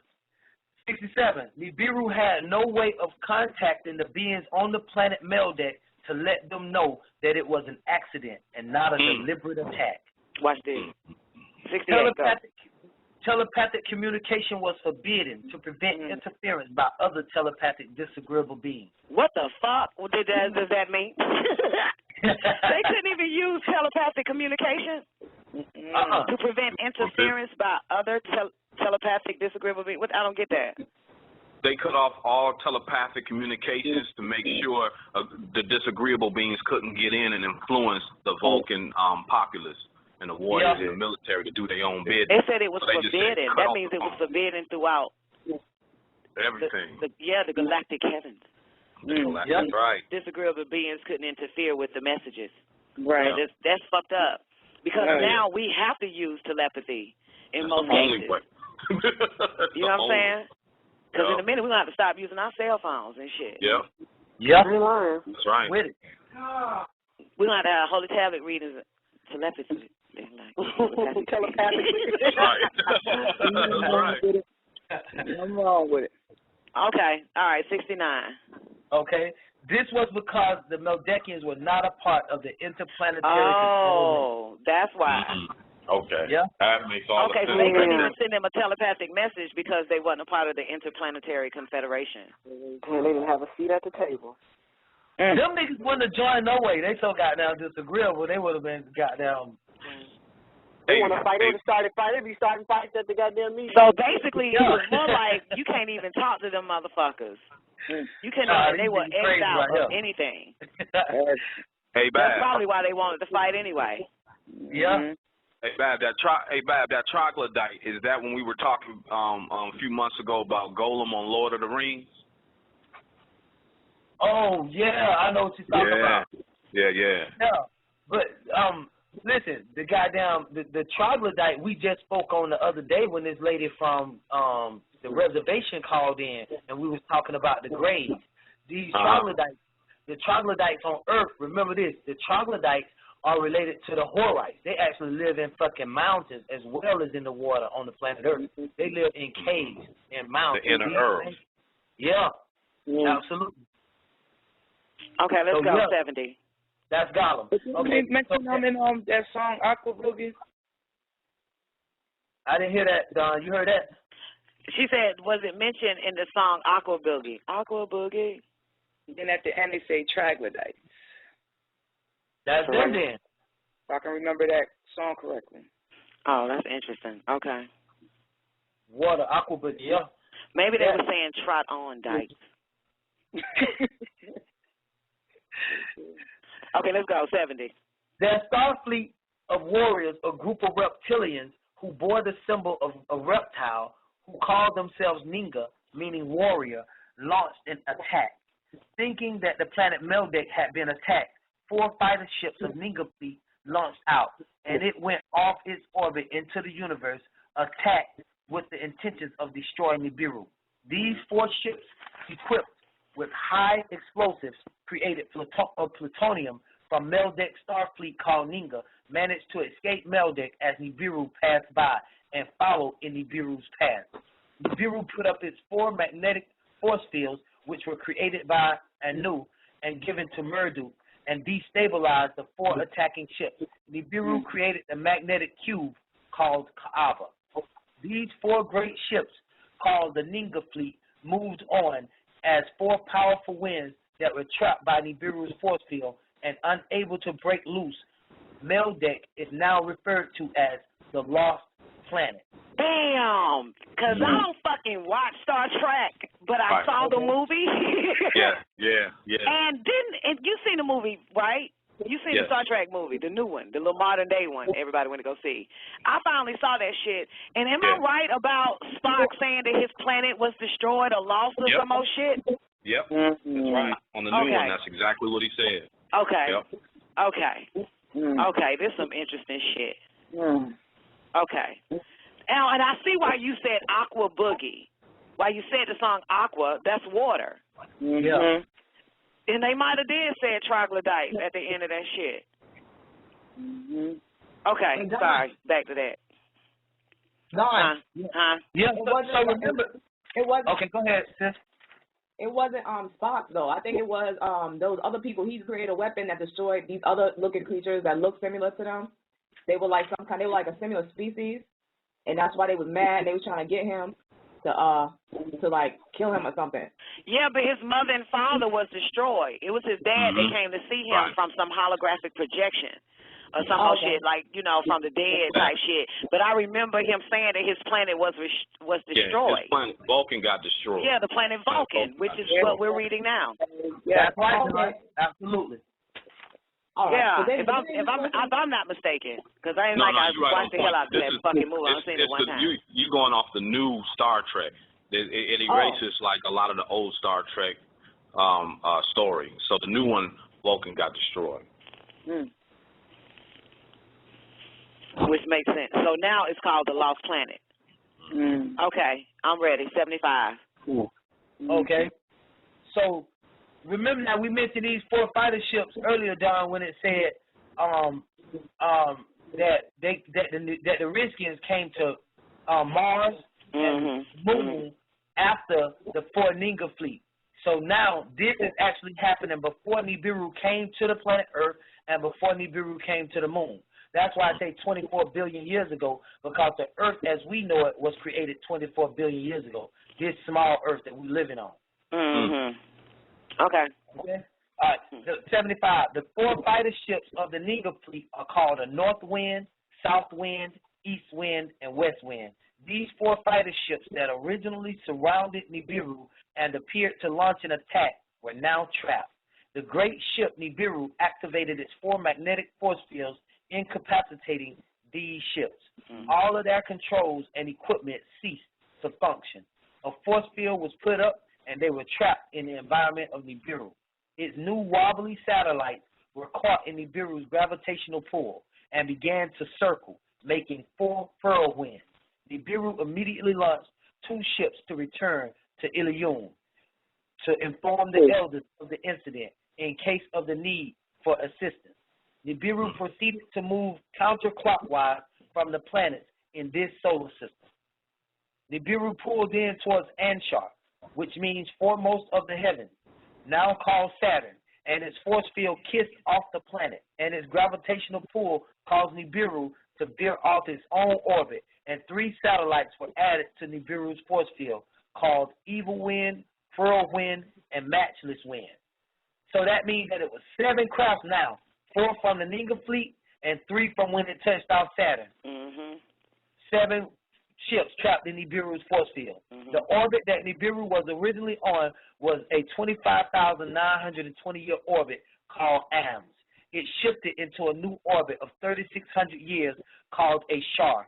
Its orbit was caught in this solar system, always to make a return. Then Nibiru bounced off the planet Rum, or Titan, which now surrounds Anshar, or Saturn, and sped up its motion. Creating the you want to say something, Don? Okay. Creating the Saturn rings, referred to as the necklace of Saturn. At this point, Gaga, or Pluto, was released from its natural orbit around the sun and was pulled away in the direction of Lahmu, or Mars, and Lahamu, or Venus. The path of Nibiru was now bent even more towards the center of the solar system, directly towards Tiamat, which means maiden of life, now called Earth. As it moved into your solar system, Nibiru caused problems amongst the other planets in the solar system by pulling their moons. Nibiru, making one complete spin, threw the winds off into space. The approach of Nibiru began to disturb Tiamat, and this alarmed the beings of Tiamat that something was entering their atmosphere, causing volcanic eruptions, storms, hurricanes, and floods. Tiamat was forced to launch 11 ships headed directly for this bright gleaming, or what appeared to be a planet entering its airspace. It was Nibiru. This star fleet of 11 ships from Tiamat was led by Kingu, the great emissary, which was once ruled by the Meldekian deity Luna. The great ship Nibiru had 7 warships accompanying her, and they were launched at the 11 ships that were launched from Tiamat. Kingu was the name of the head defense force of Tiamat, and it later became the name of the imperfect planet, now called a moon, one of many moons, which was originally the companion planet of Tiamat before the crash of the satellites of Nibiru. So the moon is a planet. It's just called a moon. The 11 ships which were launched from Tiamat. Huh? I want to say something. Please let me say this real quick because I'm right about the bus. I've been, ever since you even mentioned that 25, 920 again. I'm sorry, I got to say this. I'm going to fucking bus over here. Then you said that Iam's thing, Iam's papyrus. Then you talking about the moon. that's where I even heard that number from, was the moon. And basically what it is, that's the diameter of the moon. 2160 is the diameter of the moon, then they times it by 12. They do all this stuff by 12. First off, let me start by saying this. 666 equals 216. And then that 216 by 12, you get your 920 years. And the moon, like I said, the diameter of the moon is 2160. So, and they take that by 12, and they get that 920 years. And then it's like, when you mentioned that number earlier, I thought, okay, so I did the circumference of the moon, which is 6790, and I times it by 12. And then I just took the diameter of the moon, the circumference of the moon, I just divided, I don't know which, however you say it, whatever, but I ended up getting the pi. And, or close to the pi, wherever you said 3/4. That's what made me ask, what is pi? Because I got real close to pi. But I'm thinking all this chord, it just all matches up and it's all come together, but it's just weird. I don't know how it's come together, but it's just weird that these numbers are coming together like this. And then you mentioned in the moon, then you said the iron and, all of that. So, and that name, I am, according to what we're reading right now, you said AAMS, and they said that was the 920 years for them or whatever, something like that. So it's just, I'm just weirded out by all of this right now, for real. Wow, Zena, supreme mathematics, girl. You are officially a 5%er. I'm just fucking, God damn. I'm just weirded out right now. Like, what the fuck? Anyways, then you just mentioned the moon, so I'm just like, what the fuck, dude? Like, I don't know. Anyways, you can go ahead, but I was just about to bust just listening to you. Thank you, Zena. I'm impressed with your mathematics right now. Thank you, Don. Yeah, me too. Okay. Listen to you. It's getting good. Okay, what number was that? 98, 96. Right? 96, okay.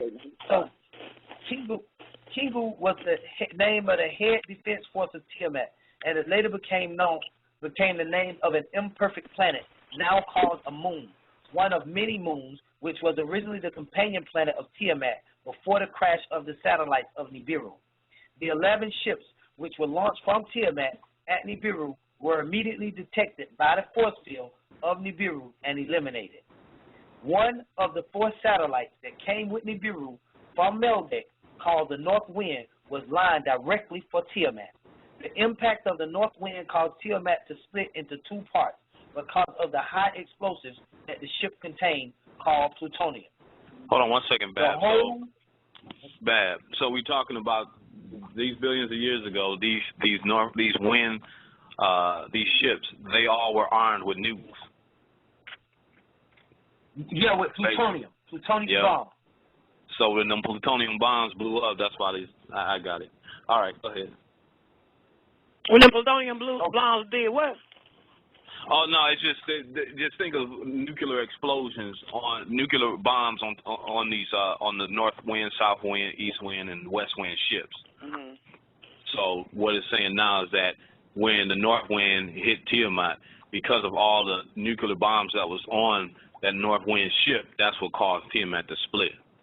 Because of that explosion. That makes sense, Don. It makes sense to me. He just said that the plutonium is what caused. Yeah, one of the 4 satellites that came with Nibiru from Meldic, because remember it took Meldic. Right. They were armed with nuclear. Meldic shit looked like it had the damn plutonium on it.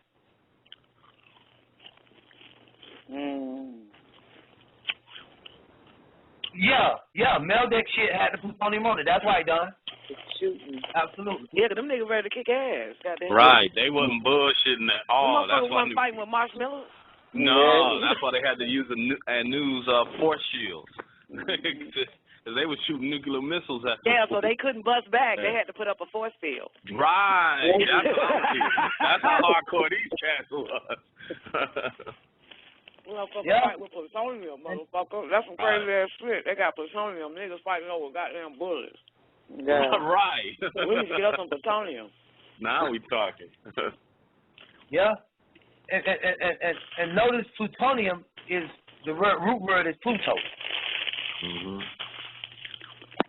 So okay, so we're at 100 now. Right. So the hole which the north wind bore in Tiamat caused the upper half of Tiamat to wallop in its orbit, setting large portions of it on fire. The north wind then came back around, shattering that half into pieces, making comets, of which Halley's Comet is one, and asteroids. Comet, coming from the Greek kometes, long-haired star from kome, or hair.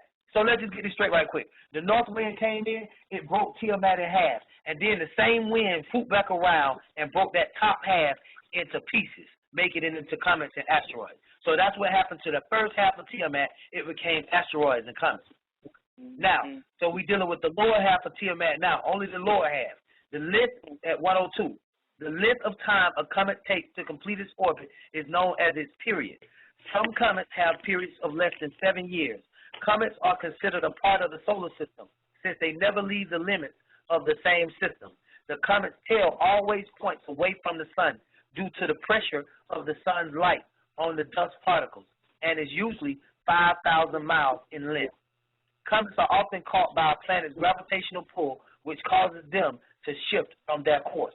Many of the pieces of the comet that caught on fire form the asteroid belt that is in the center of this solar system. The east wind, another tremendous... Hold up, man. This is showing you how everything formed, how the asteroid belt got here, all that fucking shit. But God just did it. Right. It just got here. God did all this. It was because motherfuckers thought he could move away from another goddamn planet coming.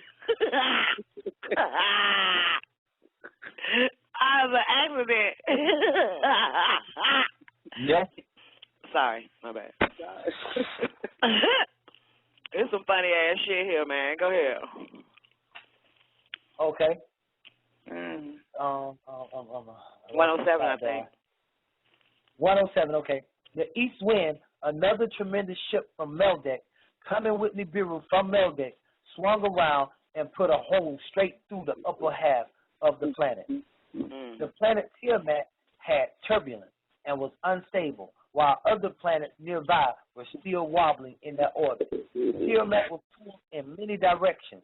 On one side by the two larger planets, Lahmu, now called Mars, and Kishar, foremost of the firm lands, Jupiter, on one side, and the two smaller planets, Lahamu, Venus, and Mumu, one who was born Mercury, on his other side, all pulling and tugging. Damn, so planet Earth took a hit.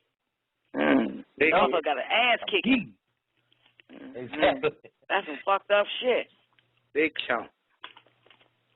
Hey, and Nibiru powerful as hell, though, because Nibiru passing through, it see goddamn Uranus bulging at Neptune, making Neptune appear as a bulge. It's done wobbled off. It's done hit Meldic. They done sent 4 crafts. It's done hit by Saturn. They done sent 3 crafts. It's got 7 crafts. Then it done sent 2 crafts back to Ilion to warn them and tell them what the fuck going on. And then on the other hand, Tiamat done shot 11 ships, and it's done destroyed all 11 ships from Tiamat, and now it's disposing of the 4 crafts from Meldic. All this happened on Nibiru. So now, where we at? We're at 108. The planet Tiamat had turbulence and was unstable, while other planets nearby were still wobbling in their orbits. Tiamat was pulled in many directions. On one side by the 2 larger planets, Lamu, now called Mars, and Kishar, foremost of the firm lands, Jupiter on one side, and the 2 smaller planets, Lahamu, Venus, and Mumu, one who was born Mercury, on his other side, all pulling and tugging. Nibiru's 7 ships broke off into 2 separate fleets. The first 4 circling the planet Tiamat, which is now called Ki, creating a net-like web, which was a magnetic field. There you go, Guru, the 4 winds. 4 of the 7 ships from Nibiru broke off and created a net-like web, which was a magnetic field. One of the 3 warships from the second part of the fleet of 7 from Nibiru, located on the outskirts of the force field, then launched a bright flame of light, much like ball lightning. The ball lightning is filled with brilliance, and it pierced straight down into Tiamat, completely neutralizing Tiamat's electric and magnetic force field. A portion of this massive ball of light, which was launched by one of the 3 warships from Nibiru, was called the West Wind, and also known as the Evil Wind, tore straight down as ball lightning into the center, exploded and gouged out a a large hollow space in the center of Tiamat. And the west wind became a tremendous 600-mile diameter sun called Sol, and was trapped in place there with a sunscreen to direct the heat waves through the North Pole away from the planet, creating the northern lights, or what is called aurora borealis, which are solar flares or sun flares. Okay, wait. This ball. Wait. Okay. Wait. Guru, give me a check real quick. But my question is, Guru, wait a minute. And the west wind became a tremendous 600-mile diameter sun called Sol. Where's that shit at? In the center of the earth. I thought so. Okay, that's the sun that's in the center. That makes sense. I just wanted to make sure I was right in my head. Okay. All right. So, in some books, in some Sumerian tales, it's also called Apsudan or Apsu. I know I've seen that before. Right. Okay. Yeah. Okay. So okay. And remember now, okay, I get it. If you go back, because Guru fell off for a minute, but go back to 114 and then read it straight to 116, because now it makes sense. Because I was wondering how the fuck did that sun get in the center of the earth? Yeah. And it was caused by the west wind that tore straight down as a ball lightning into the center, exploded. Yeah. Making that the second sun on the planet. I mean, the second, well, yeah, you know what I mean. Yeah. Because to me, it just reminds me of the sun, you know, that came up out of the water every day. Yeah. But go ahead. Okay. Called the creating the northern lights, or what is called aurora borealis. Okay, I'm ready. 16. Oh, sorry, 116. Okay, I just want to say that to this day, scientists don't know what caused the northern lights, and there you go. Yeah, that's right, man. So wait. Now, wait. So what causes the northern lights? The inner sun that's in the center of the earth. What he said in 115, and the west wind became a tremendous 600 miles. Okay, so it is the inner sun that's causing the aurora borealis. Yeah. Which are the solar flares. Yeah. Okay. Northern lights. Okay, I'm ready. But science say it's a fucking anomaly. It's a mystery. Right. We don't know how. It's the earth magnetic. Because they don't want to tell motherfuckers there's a sun in the planet, because they know there's a fucking sun in the planet. That's like a parent that don't want to answer a child's question. They say, I just don't know. But they fucking know. They just don't want their child to know. Yeah, because the motherfuckers, but they'll tell you all in the movies and shit about that sun in the center. But scientists ain't going to say shit about it. Right. Yeah. Put it in the movie. Even though they be telling you that the Earth's crust is heating up. How the fuck is it heating up if the sun outside of this atmosphere? Yeah. Any goddamn way. Yeah. That's why I don't listen to scientists. I don't listen to one that was part of the four scientists crew. I'm with I don't listen to one, because I don't trust these motherfuckers. When they confirm is when I say they confirm. But that's it. Okay. Fuck these humans. Let's go. Yeah. Okay. Okay. So 116, y'all. Okay. This ball of light, now in the center of Tiamat, was named Afsu, meaning one who existed from the beginning, and the place was named Ishara. Ishara, y'all, is another name for Shambhala, the center of the earth. 117. 3 satellites launched off of Nibiru, creating a tetrahedron, 4-sided force field of energy at a 19.5-degree angle around the new half of Tiamat with a hole through it, and the smaller sun, Sol, also called Apsu or Apsu, was placed inside Tiamat's center. Now, this newly formed planet. Yeah. Don. That's that tetrahedron you always talk about, the 4 sides. Yeah, because I Earth. said that the planet is a tetrahedron. It's not a fucking circle. It's not.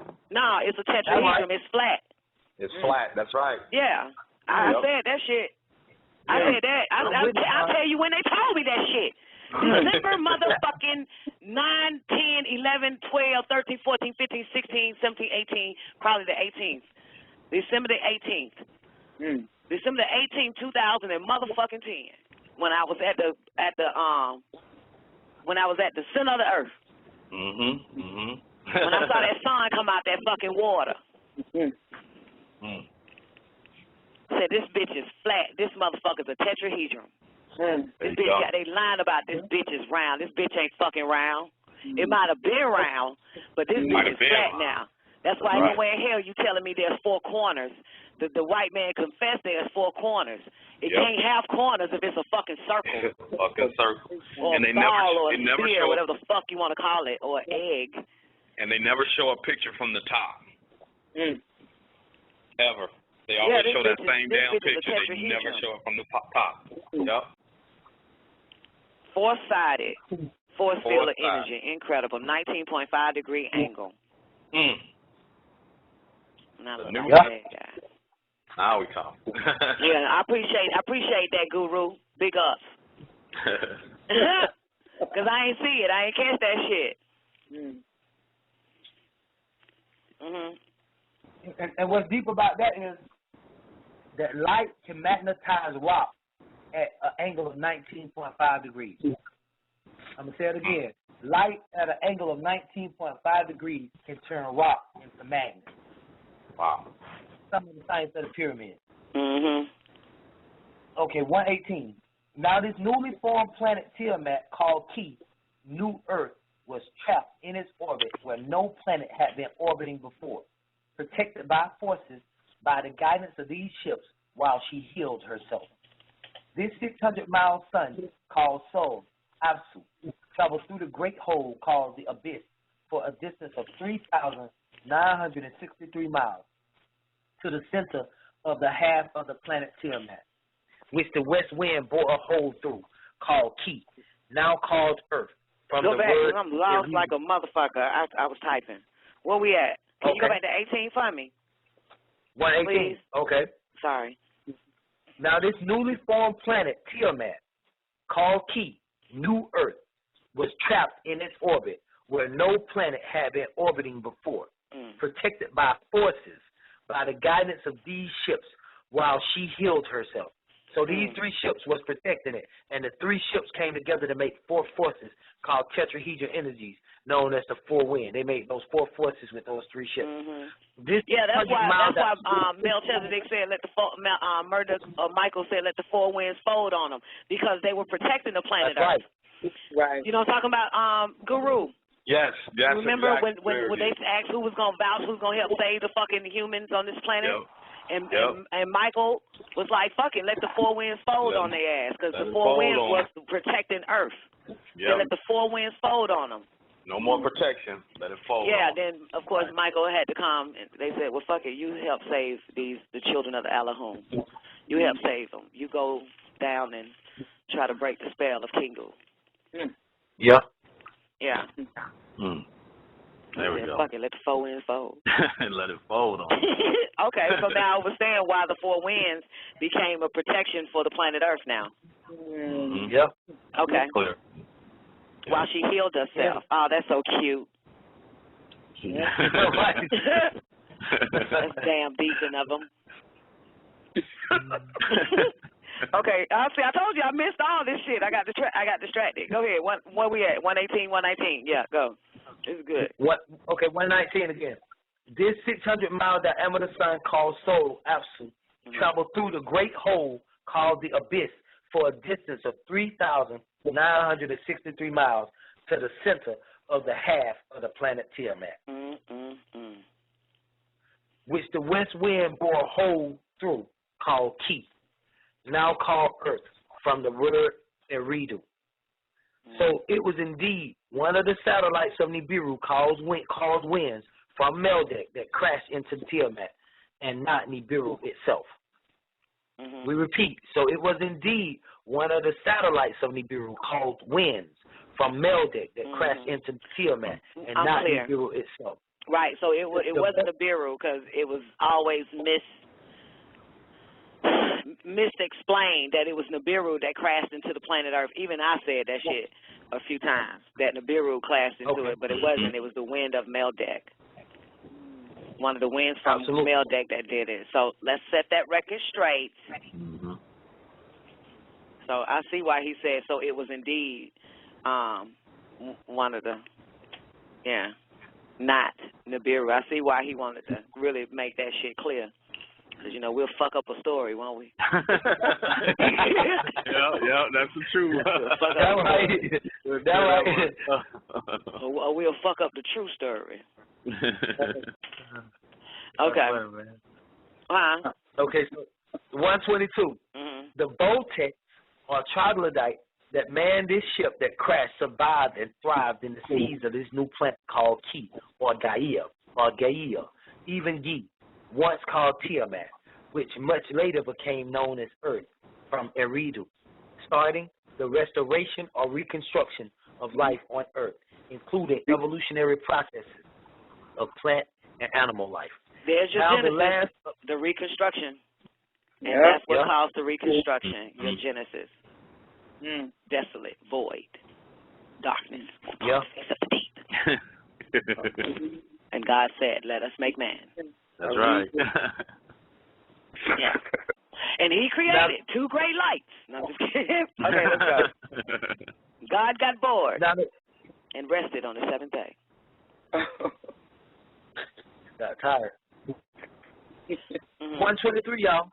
Now the last of the winds, the south wind, crashed into Ki and created the Grand Canyon and gave birth to another small planet in its own orbit and rotation around this newly formed planet Ki, which became the moon that you see today, creating a lunar orbit called Sheshki, meaning celestial deity who protects Earth, or Ki, also and called Kingu, which had become chief among them, ruled by Luna, which Marduk or Nibiru made shrink as a duvet, mass of lifeless clay, and thrown into outer space to wobble in its own orbit.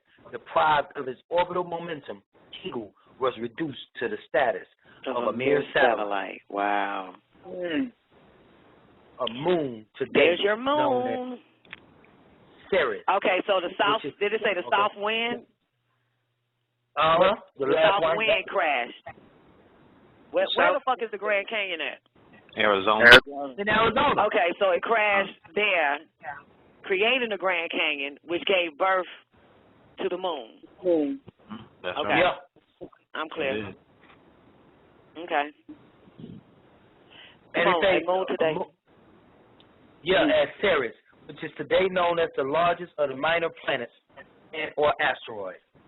The upper half of the planet Tiamat, which became oval-shaped after the moon was broken away, was now 7,926 miles in diameter and 24,896 miles in circumference. This is how it became this.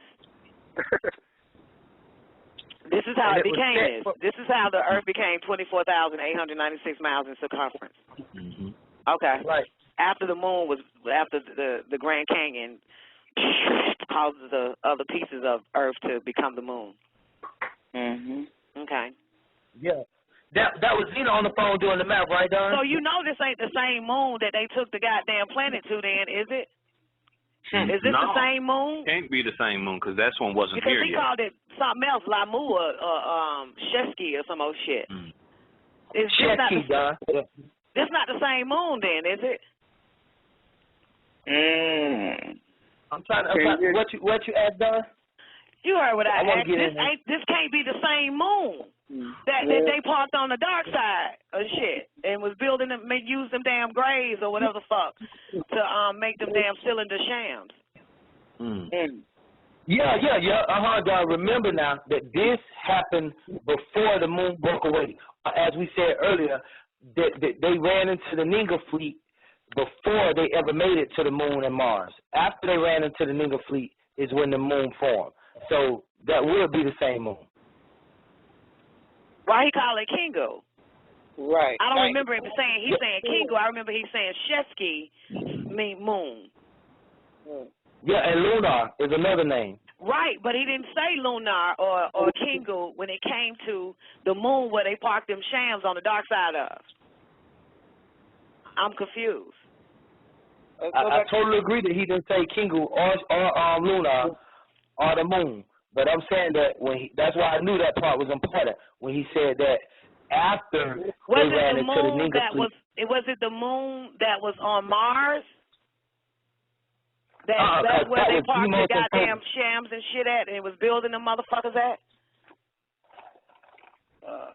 You were talking about this moon, because he said this moon. Yeah, that sound like a different moon. Nah, it sound like a different moon, man. We need to go back to that, boo.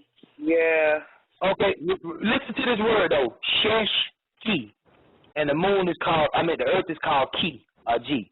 So Sheshki would be like little earth, or part of the earth. Sheshki. So that's how you know that's the same moon. And if we go back I'm not going to know that about just because the damn hell, the fucking Riskians had the Ninga fleet, and the damn, what's the name, and the Meldekians had a Ninga fleet. So that doesn't mean nothing because Ki is in Sheshki. You got to give me more facts on that, boo. I'm just saying, I think that there might have been another, I think it was the moon on Mars where they parked some of those ships at. Because I don't even remember them saying they went anywhere near Earth, boo. So he named them Deimos and Phobos down the moons for Mars. Okay, we got to go back. Go back to 89. 89. Okay, that's what it was. I flipped this bitch back to tablet 4. I'm trying to find the. Because 40, when he said 40 at 88, wait a minute. Yeah. At the point. Okay, see, look, no, look. I'm in tablet 4, verse 21. And it says that they serve but one purpose, and that is explorers. Remember that? The little graves? Yeah.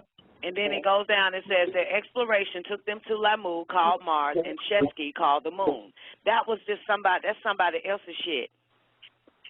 That's not Earth. That's Mars. Yeah. Okay, keep going with that same thread, though. And where plans for constructions of cylinder crafts called shams were built. This took place after the collision, which the crafts of the Ninga fleet, also known as four-wind. Okay, Babylon. Okay. So that's why I said Sheshki is Kingu. Yeah, but it didn't say the moon. It still don't show that it's the moon, this moon, over here. I agree. I mean, that's all I got to go on for my answer done. I agree now. I agree that it don't say that it's Kingu. Yeah, it don't say it just don't say that it's the Earth's moon that they took the damn shit to. I mean, shit, man, it's like many moons still out there. Don't Mars have a moon? Yeah, 2 of them. So you're saying that Sheshki is also another name for the moon, planet Earth's moon? Mm-hmm. Okay. I'm going to let you have that for a minute, but I'm going to keep that shit in the back of my mind that you might be wrong. What's the, okay. Till I have some more actual facts on that. Say what? ISIS? No, I just got a poster. No. Oh, it's all in the Wapic. Okay. All right, let's go. Now calls in the Grand Canyon, whoop the whoop the whoop, Sheshki. Oh, there it is. Sheshki. Where you at, Don? Damn, Babylon, I gotta start eating chips at around this time. It's right there in my damn face. Where you at? Which verse you at, Don? It ain't hit me yet. The same day, 1, 2, 3, the verse you was reading. Called Sheshki. That was the moon that they fucking put them damn ships on, boo. The cylinder ships. The fuck was that the whole time? Creating the lunar orbit called Sheshki, meaning celestial deity who protects Earth. Nigga, all you had to say was done is right there in 1, 2, 3. I ain't had to go back, boo. We here. 1, 2, 3. Verse 123. Okay, it's right there. You got You're me. right. I see it. Yeah, it's right there in my damn face. Well, ain't nothing wrong with that. Question. There ain't nothing wrong with going back. I'll get it right. Yeah, it's right there in my face. I ain't had to go back. It was just right there in my face. It was now called Sheshki. So you're right.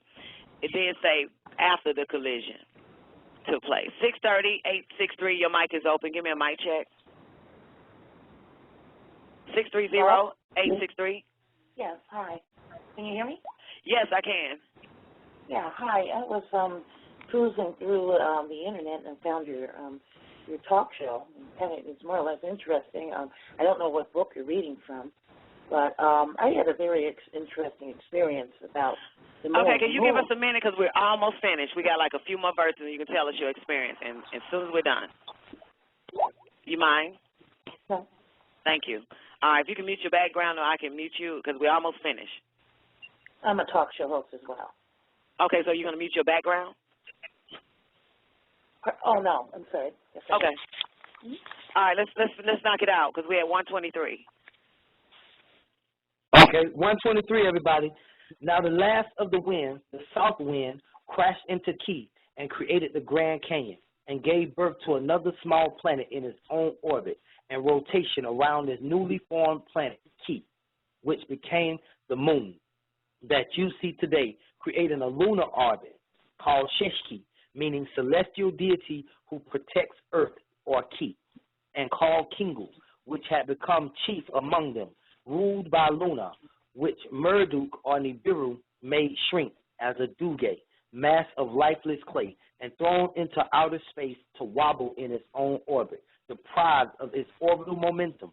Kingu was reduced to the status of a mere satellite, a moon, today known as Ceres, which is today known as the largest of the minor planets and or asteroids.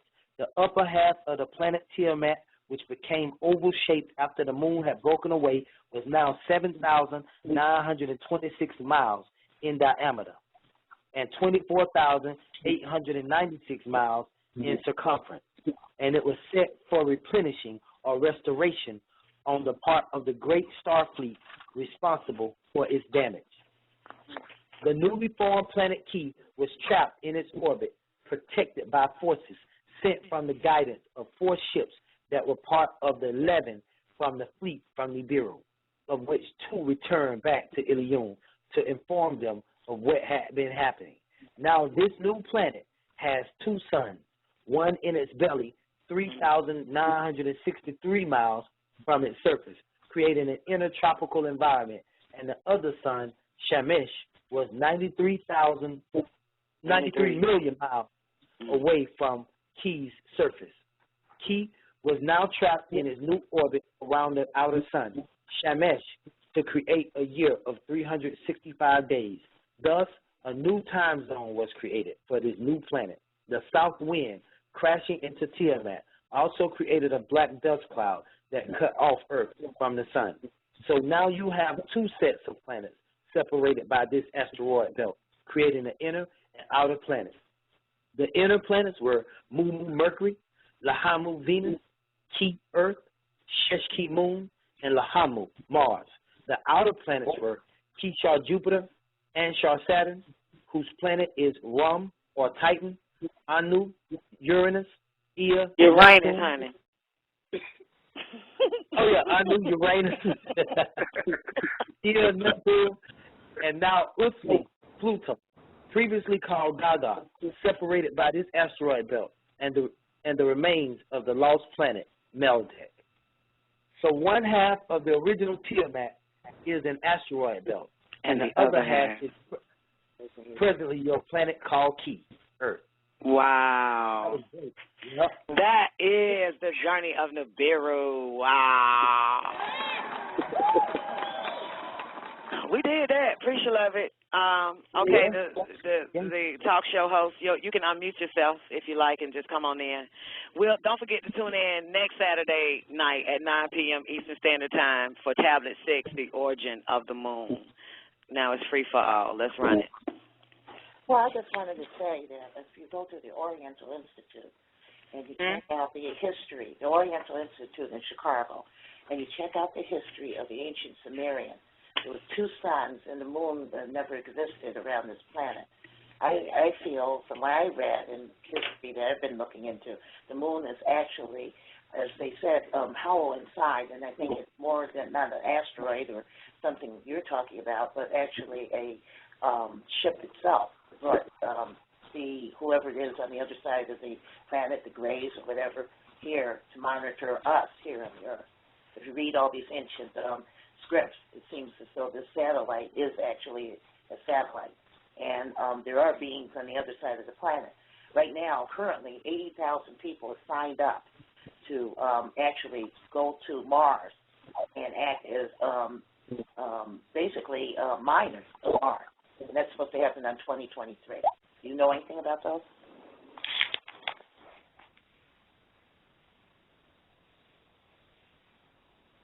there? Yes. Yes, hello. Yeah, I just was wondering if you knew anything about those things I mentioned. Okay, well, you mentioned a lot, and I have a short attention span, so the last thing I heard was the trip to Mars. That's the only thing I paid attention to. I always pay attention to the person ending and the person's beginning. Well, the beginning was that if you go to the Oriental Institute, there's evidence that this planet that we have called the Moon might be a satellite where these aliens... Yeah, we know all that. Okay. Right, well, the second thing is that the Greys and all those other beings that you're talking about are not only on the Moon, they're underneath the planet, and right now they're doing a mining expedition to go to Mars. And so are you saying that the Greys are trying to fight expedition to go to Mars? Well, I'm saying that the aliens here, they're on this planet underneath, they're developing ships to leave here to go to Mars by 2023. They're connected with the Vatican. They're connected with whatever they're doing on the dark side of the Moon. So I just was wondering if you knew anything about it. The first time I tuned in. Yes, absolutely. Yes, we do. Well, yes, I do. I don't know who else does that's on the line. Well, I'm done. Huh? I just wanted to say that I heard her say that the Sumerians don't record the moon. It's simply not true. There's pictures of the Sumerians recording the sun as being a six-pointed star with all the planets going around it, and one of those planets is at the moon. No, I never said that. Never said that. I said the Sumerian culture had shown that there was two suns at one time, and there was no moon, and the moon came later. So what happened was the moon was actually a satellite that held itself close to this planet. That's what I was saying. And that's from ancient scripts and things that are around. I don't know your books, and I'm not sure what you have here. I just was we have a Sumerian book. Yeah, that's what we're reading. The Sumerian tablets. Yeah, written by a Sumerian. Okay. Not an Oriental. No, the Oriental Institute is a museum, a part of the University of Chicago. No, it's with the University of Chicago, and they have the statues there. Okay. Well, it's interesting. What statues they have there? They have everything there. No, but when you say they have the statues, what statues? That's all the only thing I'm asking. All the things you can't find in what statues? What statue? When you go there, did you go there? Yes, I've gone there. Okay, so tell me what statue did you see? For you to say that they had all the statues, they show proof of the Sumerians. Is that the reason why you mentioned they have the statues? I mentioned that the Oriental Institute has a lot more history than any other museum that's in Illinois, other than Smithsonian. Okay, I'm clear on that, but I just wanted to know if you could give me some of the descriptions of the statues that you spoke about. Okay, do you know about Lilith and Adam? The back-to-back gods? The what? Lilith and Adam. They had a statue of Noah and Adam? No, Lilith.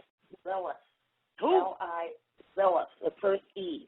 Lilith. Are you in the chat room? You can go back in there. If you can, type the word for me. Yeah. Does it sound like you're saying Noah? Noah and Adam and the first Eve. Oh, okay. That's what she said. The first Eve, Lilith. Yeah, the first we do Eve, know. Can you spell that name in the chat room for me? The first Eve name? Did you say Lilith? Yeah.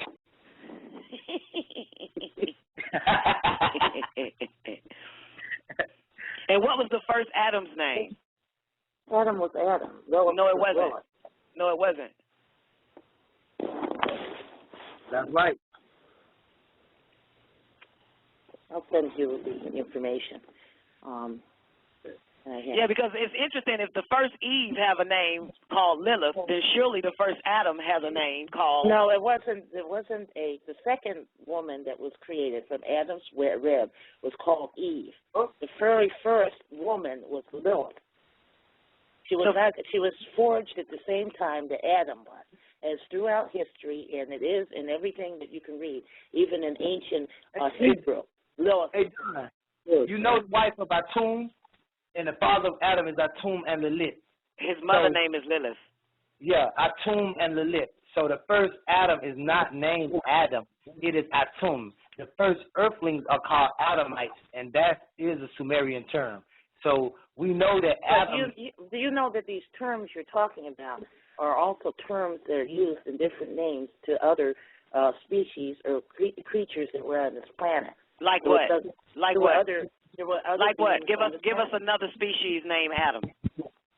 Not Adam. I just said that there were other people. No. We're talking in regards to the word Adam, how it relates to the beings that walked on 2 feet. Correct? Are we not? No, I'm talking about, well, let me send you So what terms I'm going to send you of the other information species that were called Adams is what I'm asking. There was nothing I'm talking about. Okay, then why interrupt him when he was explaining if there was no other species outside of the human species called Adam? There's humans, there were, let me go in here. I'm going to send this to you. I just asked you a question. Why interrupt him off of something that don't even exist, that there's no other species called Adam?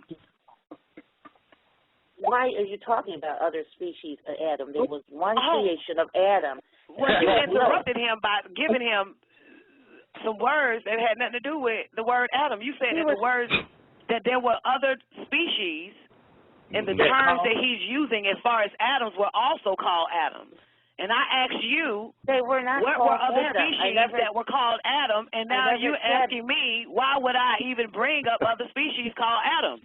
I never said there was other species called Adam. I said there was Adam and Lilith. You don't remember when you interrupted him just a few moments ago? Do you remember when you first interrupted him when he was explaining that Adam? Well, you're not listening. I said there was Eve. You don't remember about Eve. Did you? What just happened here? What the fuck just happened? It's a recording. What the hell just happened here? I totally agree with you, what you're saying. She interrupted, and she was saying that there's other beings and other species of beings that were called Adam. That's right. And I asked her, what were they called? What were other species? I didn't say that they were called Adam, ma'am. I said there were other species on this planet that were women. There were others. You said the terminology that he's using in reference to the word Adam, there were other species also called Adam. Mm-hmm. And I asked you, what were those species? That's all. I said there were humans, there was mankind, and there was man. 3 different species, 3 different beings on this planet. Okay, but right now we're on the Adam. There was Lilith. Adam, and then there was Lilith. Right, so right now we're on that. Let me ask you a question. Do you honestly think that you could teach a bunch of niggas that know everything? Well, let me just ask you that real. Let me just get that shit out right now. No, I got to get this out. I just got to get it out. Just please let me get that out. Do you think, I just need to hear your answer, do you fucking think that you can actually teach a bunch of niggas that know everything right now, or will you prefer to converse with us? Interesting. That's all I want to know. Because you know everything. If in fact, wait, because I understand we can share. We can share all day. I can understand that we can share all day, but I just have to ask this question. Oh, are you yelling? You're not turning pink on me right now. I'm just asking a question. I just need to know exactly what are you talking about? I just need to know. Listen, are you going to teach us? Because if you are, we'll shut the fuck up and we won't interrupt you. If you listen. Oh, wait. So is that a yes, or you going to teach us? Do you have the ability to listen? Wait. Is that a yes? You don't even know who I am. I'm asking you a question. Is that a yes? So you're going to teach us right now if we listen? I don't know, because it seems as though it's one-sided, is it not? No, it's not. I just need to know so it won't be one-sided. So it will not be one-sided. So you're going to teach us if we listen. Okay, everybody, let's just listen. But mind you, when we got questions, because in order to understand what you're about to teach us, if we got questions, will you be willing to answer the questions that we have? It depends on if you're willing to. Then there's no way you can teach us if you can't answer our questions based on it depends. That's not true. Yes, it is. Listening. No, yes, it is not. Because once one starts to listen, questions starts to arise. How old are you? Yeah. Just out of curiosity, how old are you? I'm 76. I doubt that, seriously. I know. 61. I'm sure you'll doubt that. Yeah, I'm 61, My dad was the creator of many publications and magazines, well known in the black community. Oh. I am a historian. Okay, and that's your dad. What about you? No, I'm talking about me. And you don't want to listen. I didn't listen. And nobody said we didn't want to listen. I asked you, are you going to teach us? This is the reason why black So we should only listen to you because of your father? So we should only listen to you because of the work that your father did? No, my work and other people's So we should only listen to you because of your work and what other motherfuckers? Would you be willing to listen to us as well because of our own work? Okay, well... Would you be willing to listen to us, too, because of the work that we've done? Let me ask you this, ma'am. I don't know who you are from Adam, and you're yelling and screaming and going off, and other people can hear this. Don't they love to point out what you're doing when you already know what you're doing? I'm not putting off anything. Don't they fucking love that shit? Exactly. But you know what? Black people today, there's no respect in the black community. We're showing it right now. There is absolutely no respect in the black community. You are welcome to come on my show. You can come on all the time you want. I've been on the show radio for 20 years, and you can come on my show and you can talk and go off and do whatever you want. Well, that's your show. But the thing is, again, it's my show. Well, then start one. Go ahead and activate your show. We'll come right over there and then talk all we want. Yeah. Put your show where your mouth at. Go on and set one up real quick. We'll come over there. Well, if you're going to be like this. Well, you said we can talk as much as we want over there. So now it has to be a certain way we need to talk on your show. So in other words, you're going to set the stage on how we're going to talk on your show. I'm just going to bring on somebody that I get it.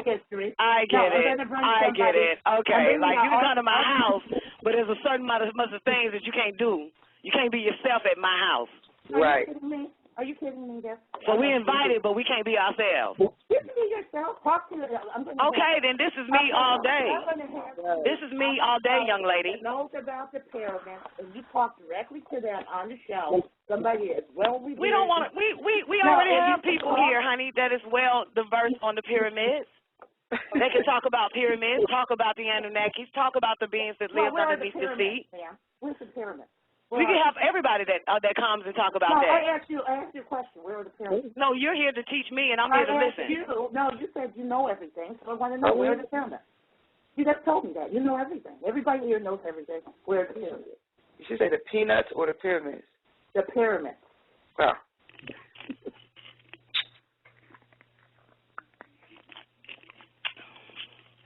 Where are they? I just want to know. I might as well finish eating on the fried corn. Where are the pyramids? If you're into ancient history, you should know where all the pyramids are. Did you want me to make you a plate? Do you know the Yes, make me a plate. Cuba? You have any idea? The undersea pyramids? You have any idea? Anybody else want a plate? Yeah, Babylon want one too. He likes extra gravy. Give me a little extra. That white thing? You got some hot sauce? No, I want a plate. You got hot sauce? Yes, I got some hot sauce. Which kind you got? Frank's. No, I only fuck with Louisiana. I got that too. You got the one with the bulls on it? That little tangy tang? Yeah, that's the one I want. Thank you. All right, that's what it is. Ma'am, you want a plate? Let me bring it. Let me bring it 512-888-8444. One on the side. Gotcha. Monique wants some too. I'll make you a plate, baby. Like my food touching though. He neither done. Well, Tuesday. 512-884. Come on in. Hey, listen, I'm calling out of Austin, Texas. I'm Prince Anu's brother. I just want y'all to finish reading, man. I'm here learning. It's a lot of it new to me. I just wanted y'all to finish reading. Like, whoever that is interrupting the show, please let them finish. No, we're eating. You want a plate, baby?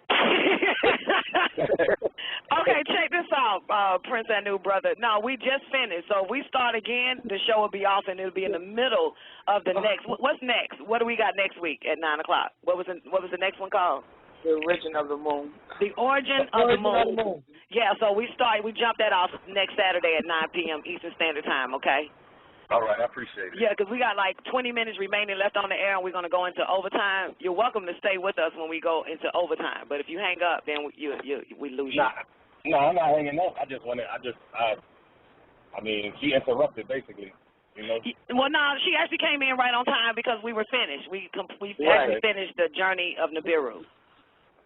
So, you know, she might have interrupted you know, the flow of the energy, but I thought it was great anyway. I'm glad she called in. Mm-hmm. I'll be in there next Saturday. I'll be tuned in. Certainly. Thank you. Okay, what's next? What we got? Babylon? We can build on the journey of Nibiru if you like. Yeah. Now that we understand where the moon came from, those that didn't, now you do. The asteroid belt and the planet Earth. Yeah, shit. What can we say, Don? I'm looking for a part what we can probably clear up or whatever. Let me see. Cause that last part was just straight clear. We ripped it up. I mean, let me see. Yeah, it was clear. It was. I mean, I'm good at it, man. I'm great. If anybody want to rehash some certain things, I guess Zena in her numbers. Man, I'm still over here thinking about that shit. I ain't gonna lie. Okay.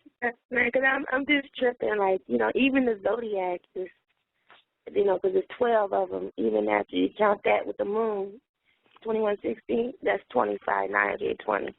And I'm just like, where is this number coming from like that? Like, how is all these coming up with the moon? But did she just drop off? Yep. She ain't gonna be able to get that. Then hurry up and call back in because the mothership about to take off. So you got to hurry up and call in. I see you in the chat room. How long for the mothership take off? Done about 20 minutes, right? 21 minutes. Yeah, okay. 15. Mm-hmm. Okay. All right. So what we got because I don't know if we're gonna do the mothership, man. I'm fucking tired and I want to play Pharaoh. I'm playing my video game. I ain't tired. I just want to play my video game. Before I go home. Let me see. We can straight there. I'm going to play my video game before I go home. My EA. There we go. My Sims and shit. I've been missing the Sims too, man. I miss my Sim. I need to go check on her. I know you had something to ask about this shit now. She got a butler too, Guru. Oh, there's she. Just growing her life. Yeah, she dropped out of being the leader of the free world. I was like, man, fuck that shit, man. Leader of the free world is boring. Time to go live the good life now. Yeah, fuck yeah, man. You know I got Bentleys and all types of shit, Ferraris and shit. You know that, dude. I know how you get down. I know how you get down. Yeah, shawty, man. I got Bentleys, Ferraris, all that shit. Hummers. You know, the Sims don't come with that shit, though. You know what I'm saying? You have to get that. You got to build all that. You got to get that. You got to get that from another program. Got tired of driving them generic cars and shit. The bitch got a Harley Davidson, a goddamn a Ninja. My bitch balling. She got a California Ferrari, too. Oh, shoot. The one that hit the Pacific Coast Highway, Ferrari. Please believe it. The bitch bad. Get what her name is. What's her name? Don Corleone. I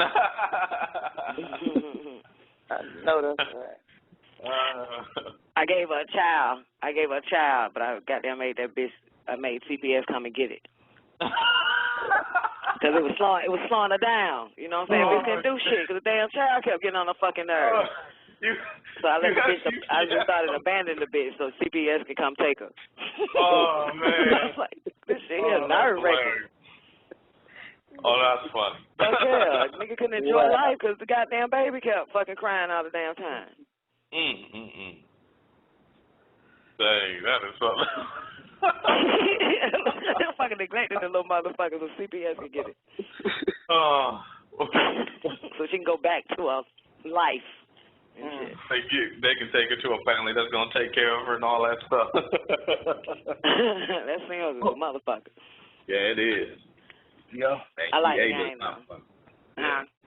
I say EA is real good with they God simulation style game. You know, I saw this movie called Ghost Machine. Have y'all ever seen that movie? No, I've never seen Ghost Machine. I meant to tell Babylon about that shit. It's called Ghost Machine.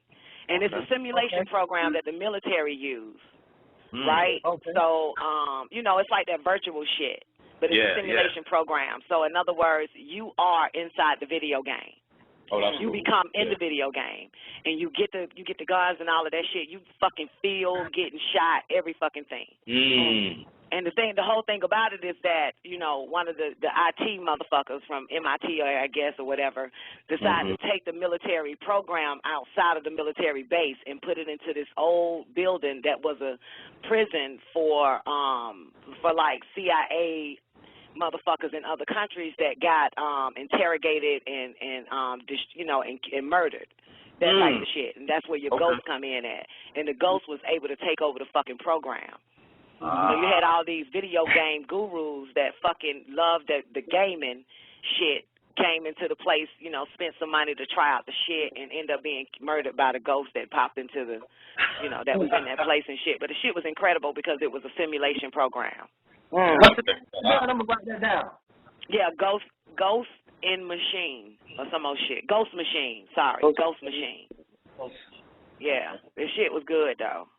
Yeah, I'm gonna check that out. Yeah, and it was a badass female CIA operative or some motherfucking body that the United States government fucked up real bad, tortured the shit out of her, killed her, and she stayed in the fucking building, her ghost. Yeah, she just wanted revenge. And she was able to get into the program, like Dr. York said, that there's ghosts that gets into your programs and shit and take over your computer, your mainframe, and all of that, make it do what it want to do. I've seen it. Yeah, Ghost Machine. I've seen it. Yeah, I'm gonna check that out. Yeah. Like all of that. Yeah. Yeah, you could put, I mean, it's kind of like your virtual reality type setting the way they did it because they popped up. You know, one nigga wanted to get a hard on, so he put another program in there. So he could, you know, get a little hard on and shit. But the shit was good, though. Yeah. And the ghost was able to go to each program that they set up and everything. Yep, because she got in that damn program with all the scrippers and shit at and started killing them hoes. But they wasn't real any fucking way. You know what I'm saying? But certainly was snatching up. I mean, that bitch was killing everybody. Revenge. Yeah. Shit is hot. This shit is, the fucking movie was great because I've been wanting to watch that shit. I don't know what year it came out, but I remember seeing a preview of it like, you know, maybe a year or two ago. And they all Army motherfuckers. They all in the military and shit, you know? Yeah. So that goddamn program shot it. Shit, I'm gonna check that out though. I love shit like that. I know you do. I still ain't seen that Life of Pi because I've been fighting it not to watch it. It just looks fucking boring, man. I saw the preview because I was gonna buy it and watch it. It is not worth your time, Don. Oh, okay, good. Okay. Don, it ain't got shit to do with pie.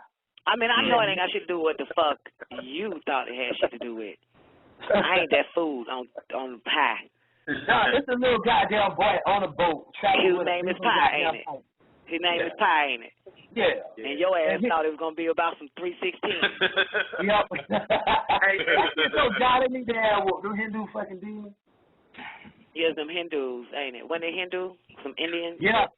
Yeah. Little Hindu boy on a boat making love to a goddamn tiger, learning about a damn man. Fuck that movie. I bet your dumb man watched it all the way through though. All the way through, done. Just I'll turn some shit out quick. Just looking for the secret, done. The one now secret reveal. You already got the secret. I know.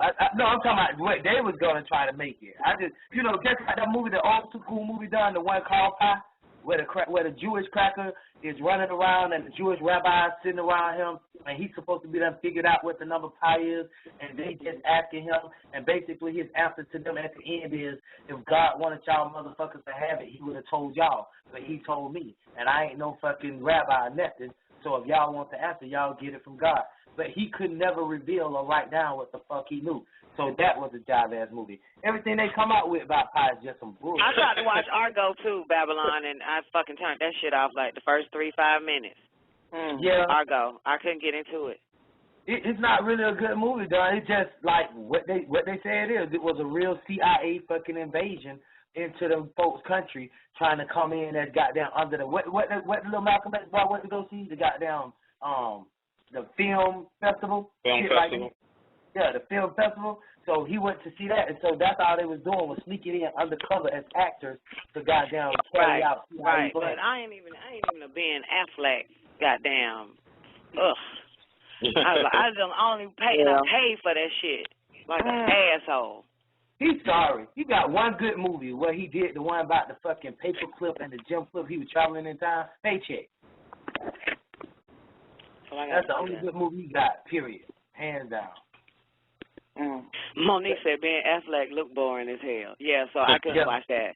But I'm not into you know. You know what she suggested that was hot? That Scandal done. I went through all of them. That television show Scandal. Fuck yeah, that shit good, ain't it? Man, and you know one of the things I really liked about the dynamic, they show how much the elite is. They use they killers to do the thing, but all the killers know each other, and it's like a big chess game of who will get killed next. You know, as part of that, as part of keeping the person president or keeping some information squashed. I was just like, man, you know, all of them knew each other. The killers. Ain't that some shit? That's some shit right there. The assassins, the CIA. Right. And they all work for the CIA, the assassins. Yep. They all work for the CIA, the special division of the CIA. Yeah, man, it's so many fucking pearls in that it's so many confirmation in that goddamn scandal. I ain't never seen that many. Hey, they revealing it all, and you know, not to spoil it for nobody, but the thing that we had always been talking about is being revealed in that season finale, the last few episodes, as the leader of all that stuff and the person it is. You know what I'm saying? I was like, damn. You thinking it's all these white cats doing stuff, and that's the real Illuminati, the real the black man, that black man that pops up at the last. Yeah, I know what you're talking about. Yeah, when they're saying, "Nah, just keep using her as bait." Right. The black man that told homeboy, keep using her as bait, and that'll lead us to whatever the fuck that code name was. Yeah, whatever that code name. I was like, damn. Yeah, that shit good, man. I gotta give a special shout out to goddamn Kerry Washington for goddamn in that role, man, because I ain't even a Kerry Washington motherfucking supporter. Right. But damn, she playing the hell out of that shit, man. Playing the hell out of that. Do you think that's Condoleezza Rice? No, I just see that. I see that as hell no, I don't see it as Condoleezza, but I think I think Fireliners said some shit on hot damn politics in regards to all that Penny shit. It was on that show when she was talking about Penny. Oh yeah, Penny. Yeah. It was something that she said about one of those cabinet members. That always wanted to be president, but he got the next best seat. Yeah. And that was likened unto homeboy that's in the little fag that's playing the president, the old dude. Yeah, he always wanted to. He said, I'd have been a great president, but I got too many hang-ups. Right. I'm gay, I'm this, I'm that. Yeah, him. And it was something that Fireliner said that reminded me. I just think that Scandal is the exact replica of what's going on right now. It is. In government. It is to a T. It just throw you out because the president is white, but nah. That's all they doing. Yeah. So that's. And they bring in, each week they bring out a scandal that's relevant to stuff that's happened in the last 2 years, if not happening right now. That's the other hot shit. I was like, they putting it in everybody's face right here. Yep, and all that Ethiopian baby shit that these motherfuckers after the babies in Ethiopian. That's the same shit that motherfucker was after. Some Ethiopian babies. This shit, it's interesting. It's to a T. It is fucking remarkable. That's peace. Say what? I said that's peace shit. Now when I get some time to sit down and watch, I think we got to what? What did you get to, Susie? Scandal.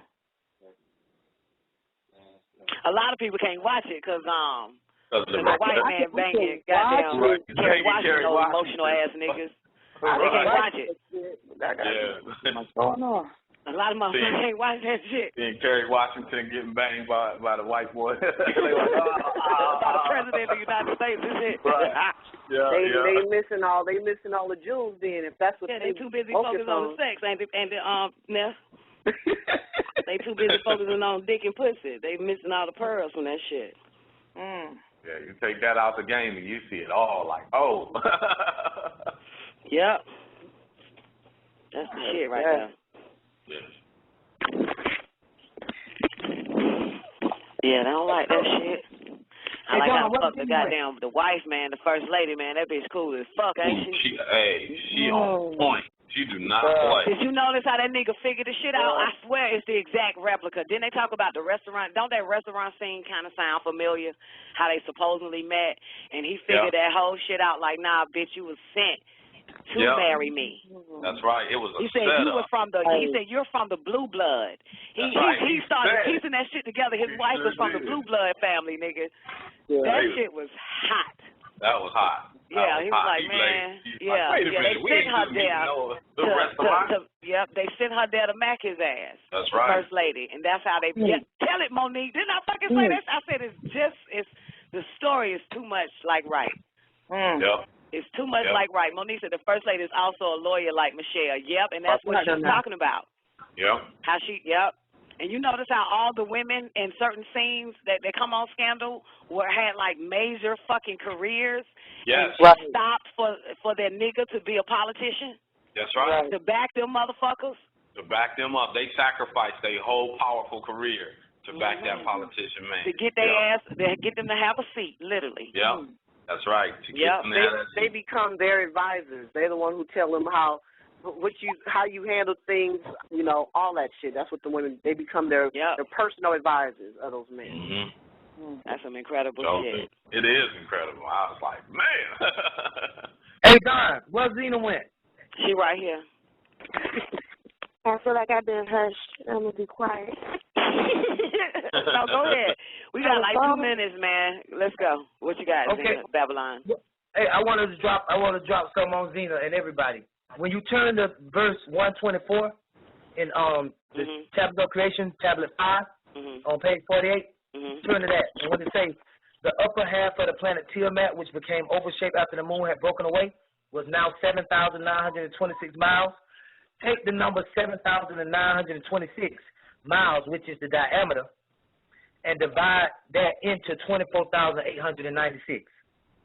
In other words, divide 24,896 by 7,926. And look at the number you get, Zena. You get pi. 3.14. Absolutely. Interesting shit. That's some interesting. Oh, wow. You get the real pi. Mathematic calculation. The real pi. Because 24,896 is the circumference, and 7,920 is the what, honey? It's the circumference, Don. Damn, I ain't gonna get away. Okay, I'm gonna break that habit. 24,896 is the circumference of the Earth, and 7,926 is the diameter. So the formula for pi is C over D, circumference over diameter. Right. Sometimes you'll say C over R2, which is the radius twice, which don't make sense, because the radius twice is the fucking diameter. But in either case, just divide the diameter into the circumference, and you'll come up with pi. And that's Earth, and that was the Earth numbers that you just gave? Yeah, that's the planet Earth numbers. That's right, 24,896 miles in circumference, divided by 7,926 miles in diameter. And the diameter is the width of the Earth, basically. Yeah, I did the same thing with the moon. That's what I did with the moon. That's why I got the pi. The same thing, well, on a different, I did the times 12 thing, but I hear you. I still got that pi number 2. Okay, you got to show us that though, because I happen to not know the circumference of the moon and the diameter of the moon right now. Right. It was 6,790, I believe, was the circumference, and the diameter was 2160. So I had times both of those by 12. Then I divided them, the circumference and diameter, and that's how I got the 3.14. Okay, so you multiply 6,790 times 12 and 2,160 times 12? I multiplied 2160 times 12, and I got 25,920. And that's why I got that number. And then the 6790, I multiplied by 12 also, and I had got 81,480. So I took 81,480 and divided it by the 25,920, and I had got the 3.14. Amazing, Zena. Now, what made you choose the number 12? Because all of the 12. She's stuck on the 12 signs, the 12 months in a year, the 12 days of Christmas. Yeah, all the 12 stuff that they got going on. Then with the zodiac with the 12, and then that with the 2160 also. And then, as far as it going, each one that takes a go around, 2160, the Earth, the zodiac. So that, so I just did it like that, the zodiac, and it was 2160. So I don't know. If somebody normally did that shit with me, I would say that's some bullshit. But Zena, you, that's fucking rocking right there now. To just guess 12 and just use 12 and that shit come out like that. That's amazing. That's hot. That's what's up, man. My brain over here just like exploding when I was talking. I'm like, what the fuck? But some interesting shit when you said I am papyrus, whatever it was called, and it was the same name, almost similar to the same name you just read in the chapter, with the same number and the pi resemblance. Huh? Yeah, for the length of time. I'm and I am. That's right. The AAMS is similar to AHMES. And you're right. Absolutely. Crazy. But that was it, Don. I just wanted to shout out with Zena before we get out of here. All right, baby. Well, is that it? Anybody else? Because we've already went into overtime. So. Let's kick it then, Don, if y'all ain't tired, bro. I thought Guru was going to hit me with some shit out of the tablets, though. Oh, you did? I guess he was Clarion, too. He ain't Clarion. I said I guess he was Clarion. What that mean? Clear. Okay, the Congress is to discuss the search for aliens Earth today. I didn't know that. Oh, you didn't, boo? I know Neff had printed something about, like, a 3-day conference or some shit. That's probably what that is, yeah. Okay. Yeah, more than likely, that's what that is. It's basically, look, they really are trying to get the fuck up out of this bitch, man. The recent discovery of 3 potentially life-supporting alien planets has caught the eye of Congress, which will hold a hearing about planet discoveries today. That was May 9th on Capitol Hill. The Space and Research Subcommittees of the U.S. House of Representatives of Science, Space, and Technology Committee will meet at 10 a.m. Thursday for a joint hearing titled Exoplanet Discoveries. Yeah. Have we found other planets? That's what they call it. The hearing's charter states that its main purpose is to review the April discovery of Kepler-62e, Kepler-62f, and Kepler-69c, 3 super-Earth exoplanets that may be capable of supporting life as we know it. As their names suggest, all 3 were spotted by NASA prolific Kepler Space Telescope. The hearing will also assess the state of exoplanet surveying, characterization, and research, NASA's exoplanet exploration program, National Science Foundations, Division of Astronomical Science, as well as coordination with the government and with external partners, the charter states. In addition, the hearing will address 3 overarching questions according to the charter. 1, how is exoplanet research conducted and why is it important? 2, how do NASA and the NSF support exoplanet research? 3, what does future exoplanet research hope to discover? This is a crock of shit questions. 3 experts will take questions at the hearing. NASA Science Chief John Bronsfield, James Ulvestad, Director of the Division of Astronomical Science at the NSF, and Kepler team member Lawrence Doyle, Principal Investigator of the Center for the Study of Life and the Universe at the SETI, Search for Extraterrestrial Intelligence Institute in Mount View, California. Astronomers have discovered more than 800 exoplanets since spotting the first alien worlds orbiting a sun-like star back in 1995. A number of these planets orbit in their star habitable zone that's just right range of distance where liquid water could exist on the world's surface. The Kepler's mission has been a big player in this ongoing exoplanet revolution, detecting more than 2,700 planet candidates since its March in 2009, since its March 2009 launch, while just 132 of these candidates have been confirmed to date by follow-up observation. Mission scientists expect that more than 90% will end up being the real deal. Yeah. Now the problem gonna be getting there, goddammit. Well, what about the one you posted? Well, and the one that the lady called in about, saying that saying about y'all niggas going to take off, about a whole bunch of people that gonna be leaving and shit. Oh yeah. Yeah. No, they say they handed out, Don. They say they handed out 800,000 they got on the goddamn list. So I'm with it. They said they what?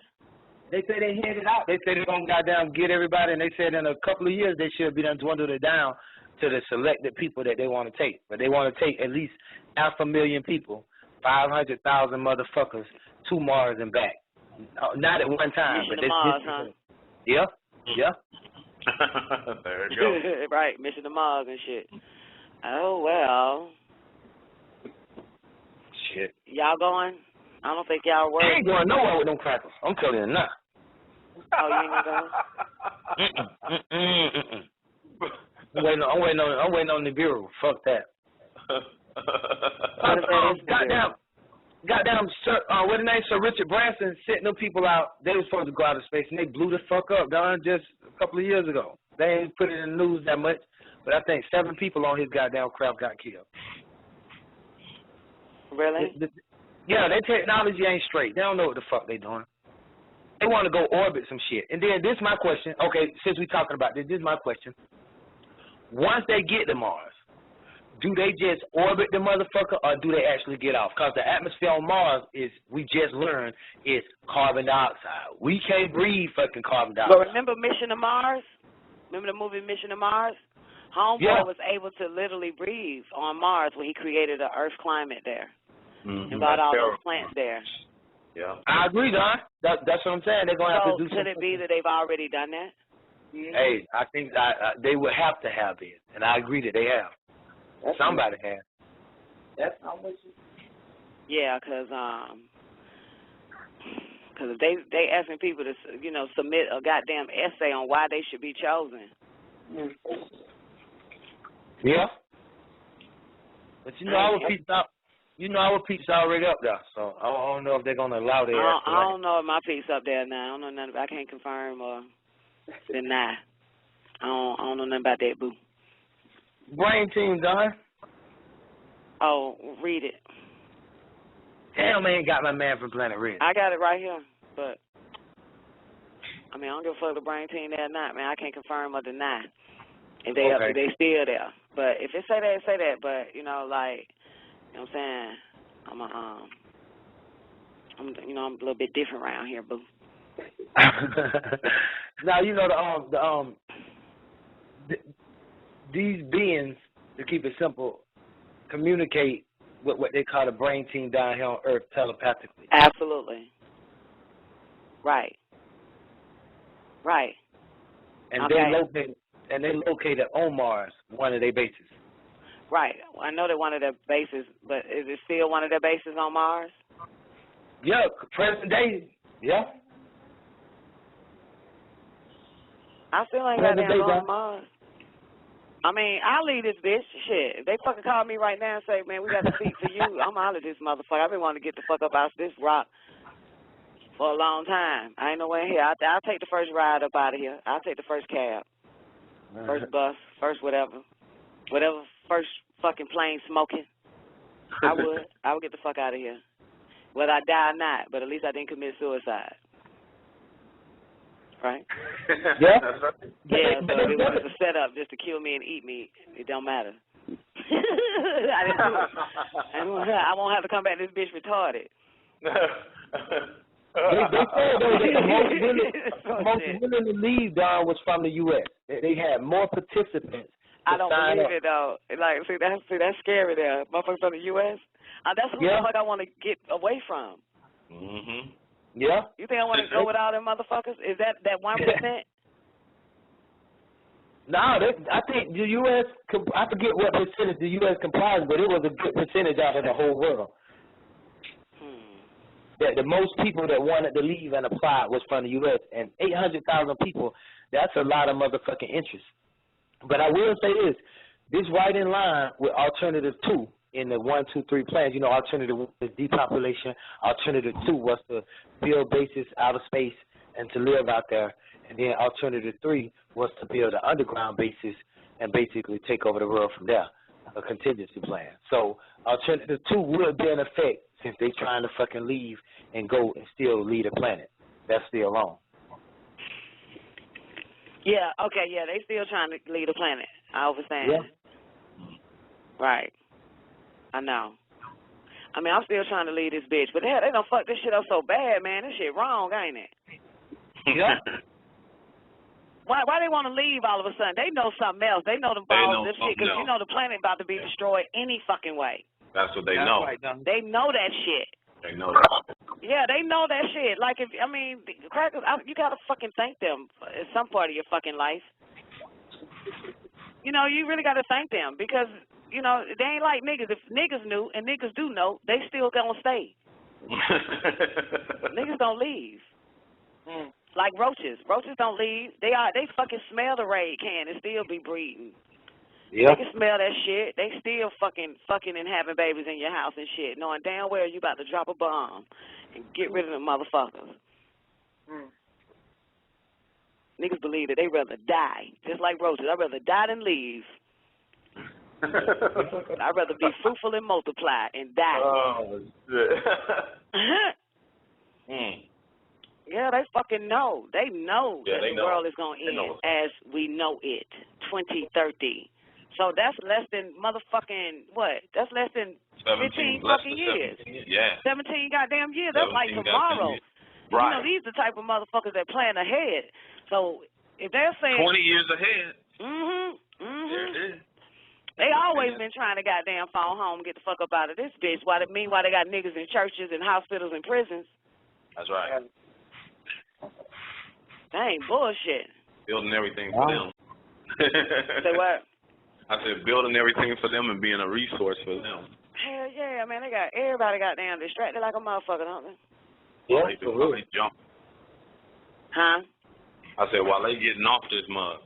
They taking some niggas with them, though. Oh, definitely. Ain't they? Like that NASA head who said, you know, it's a tragedy on the way. It's a catastrophe. You know, y'all better get yourself ready. What they say? Yeah. Remember back when we was talking about it, I think, 2 years ago when the NASA head, a black dude who had that video that said prepare for a catastrophe on the Earth. Oh, you talking about the NASA, the CEO of NASA? Yeah, CEO of NASA, right. And a lot of people think that shit over with, but I'm telling you, they thought that it was coming, but they dates and they predictions just off. It don't mean that shit ain't gonna still happen. They still being prepared for that shit. Because all the shit that they were telling us was happening in 2000 is starting to happen now. Like Leonid. Because when you say Leonid, think Elenin. Because that's the same fucking word. Right. Leonid, Lionid, meaning from the constellation Leo, those comets be coming from that direction. Then you got Elenin. You know what I'm saying? Elenin. And then related to Elenin. Watch this though. Then related to Elenin. Now, Elenin is a separate thing now. And then related to, and you got extinction level event, Nibiru is near. So you got Leonid, you got Elenin, then you got Nibiru related to this shit, and then on top of that, you got the earth effects called El Nino, which is the same word. El Nino is Elenin, which is Leonid, which is the extinction level event of Nibiru is near. So I can clearly see that the message is written in fucking plain and clear for people to understand that these, and my thing done is this right here. That at first they was gonna stage an alien invasion. Right. Then they said, nah, it's meteorites and asteroids gonna be hitting the Earth. and a comet gonna pass through. It's gonna be like wormwood. Now they actually gonna turn this shit around. Basically, done. This the alternative 4. I done figured out what alternative 4 is. The motherfucking Rothschilds are gonna use the giant goddamn weather machine. I knew you were gonna say weather machine. In order to scare the shit out of everybody and take the planet over using the motherfucking weather machine. This they alternative 4 now. They had all these plans that failed. Depop, leaving the planet ain't really working out fast enough, and the motherfucking going underground don't look like it's gonna be good enough. So what they're gonna do to control the surface of the earth is to control the weather on this motherfucker. That's just what I see. That's what I see Rothschild them doing. And I think that's gonna be that's the new war machine. That's our new enemy. Our biggest battle is the battle of the fucking weather. What they calling it? Climatic changes. Yeah, that's what they call it. But wouldn't it be the climatic changes coming from the Nibiru and the shams coming through this bitch? On the way, yeah. Exactly, because it does cause climatic changes. Totally agree. But they're going to try to goddamn step their hand in instead of letting nature take its course. They're going to try to scare the hell out of everybody with their own goddamn weather. And scare them for what, though? So that they can goddamn control them and get control of what? Emotions and minds and how they already have control over them? And did you know that scientists have proven that DNA can be reprogrammed just by sound and words? Yeah, so they don't. Do they need the weather machine if they can already program your DNA from words and sound? Yeah. From words and frequencies. There you go. Absolutely, Don. I know what you're talking about. But let me read the article. It's on Georgia Gospel too, by the way. It's up by Sakim, but it says the human DNA is a biological internet and superior in many aspects to the artificial one. Russian scientific research directly or indirectly explains the phenomena such as clairvoyance, intuition, spontaneous and remote acts of healing, self-healing, affirmation techniques, unusual light/auras around people, namely spiritual masters, mind's influence on weather patterns, and much more. In addition, there is evidence for a whole new type of medicine in which DNA can be influenced and reprogrammed by words and frequencies without cutting out and replacing single genes. Shall I continue on? You can alter your own DNA. You can prevent like diabetes or drunkenness or molestation mentality or killer mentality. You know what I'm saying? All of that out of your DNA. Yeah. You can alter your DNA at will. Only 10% of our DNA is being used for building protein. It is this subset of DNA that is of interest to Western researchers and is being examined and characterized. The other 90% are considered junk DNA. The Russian researchers, however, convinced that nature was not dumb, joined linguistics and genetics in a venture to explore those 90% of junk DNA. Their results, findings, and conclusions are simply revolutionary. According to them, our DNA is not only responsible for the construction of our body, but also serves as data storage and in communication. The Russian linguists found that the genetic code, especially in the apparently useless 90%, follows the same rules as all our human languages. To this end, they compared the rules of syntax, the way in which words are put together to form phrases and sentences, semantics, the study of meaning in language forms. Wait a minute. What that doing? Semantics. Oh, semantics. So now they're saying that some of the 90% are those that use syntax and semantics, their DNA. You know how these bastards be coming on the show, Babylon, and be like, you know, that's just semantics y'all speaking. Yeah. But they're saying that the 90% of the DNA that's junk is being used by motherfuckers like us in the form of using semantics and goddamn syntax. Yep. I heard it, Don. You heard that shit? Yep. Boy, thank God for the white man. Maybe we can get some respect from these niggas. Follows the same rules. Check this shit out. To this end, they compared the rules of syntax, semantics, and the basic rules of grammar. They found that the alkalines of our DNA follow a regular grammar and do have set rules just like our languages. So human languages did not appear coincidentally, but are a reflection of our inherent DNA. The Russian biophysics and molecular biologist, I don't know the name, and his colleagues also explored the vibrational behavior of the DNA. For the sake of brevity, I will give only a summary here. For further exploration, please refer to the appendix at the boo-woo.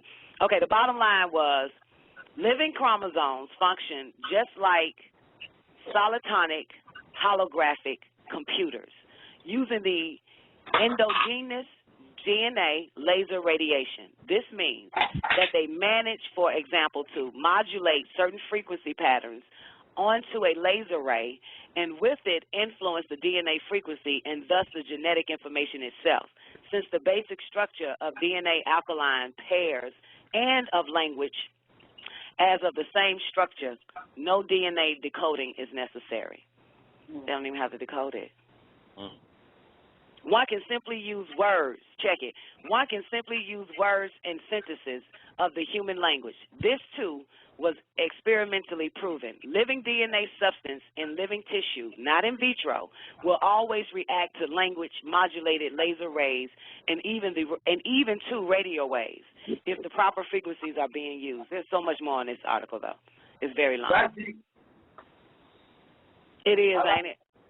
Yeah, I like that. DNA can be reprogrammed by words and frequencies. That's why it was so important that we mastered Nuwapic. Yeah, all right. Yeah, that's why. To reprogram our DNA. Because obviously they're going to have to try to come up with a whole other type of language or something to reprogram everybody's DNA.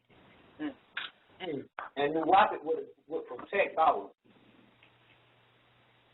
Ain't that some shit? Yeah. That's right there.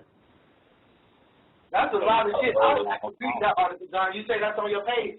That's on GeorgiaGossip.com. Yeah, Shakim posted it up.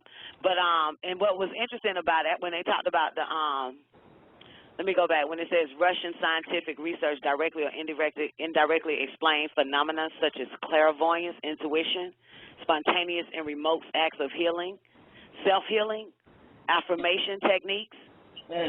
Unusual light and auras around people, namely spiritual masters. That's who they're talking about. That's who the fuck they're talking about, spiritual masters, those that have clairvoyance, intuition, spontaneous and remote acts of healing, self-healing, affirmation techniques, unusual light / auras around people. Yeah. Yeah. Is that why in the tablet? Is that why in the tablet he tell us to go back to the Om sound? Yeah, because we're talking about words, tones, vibrations, and frequencies. Hell yeah. Right.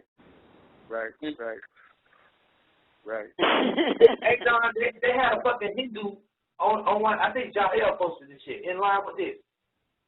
And they were showing how he was using his mind to control his DNA by cell memory in order to create heat in his body and not fucking freeze to death. Say it again?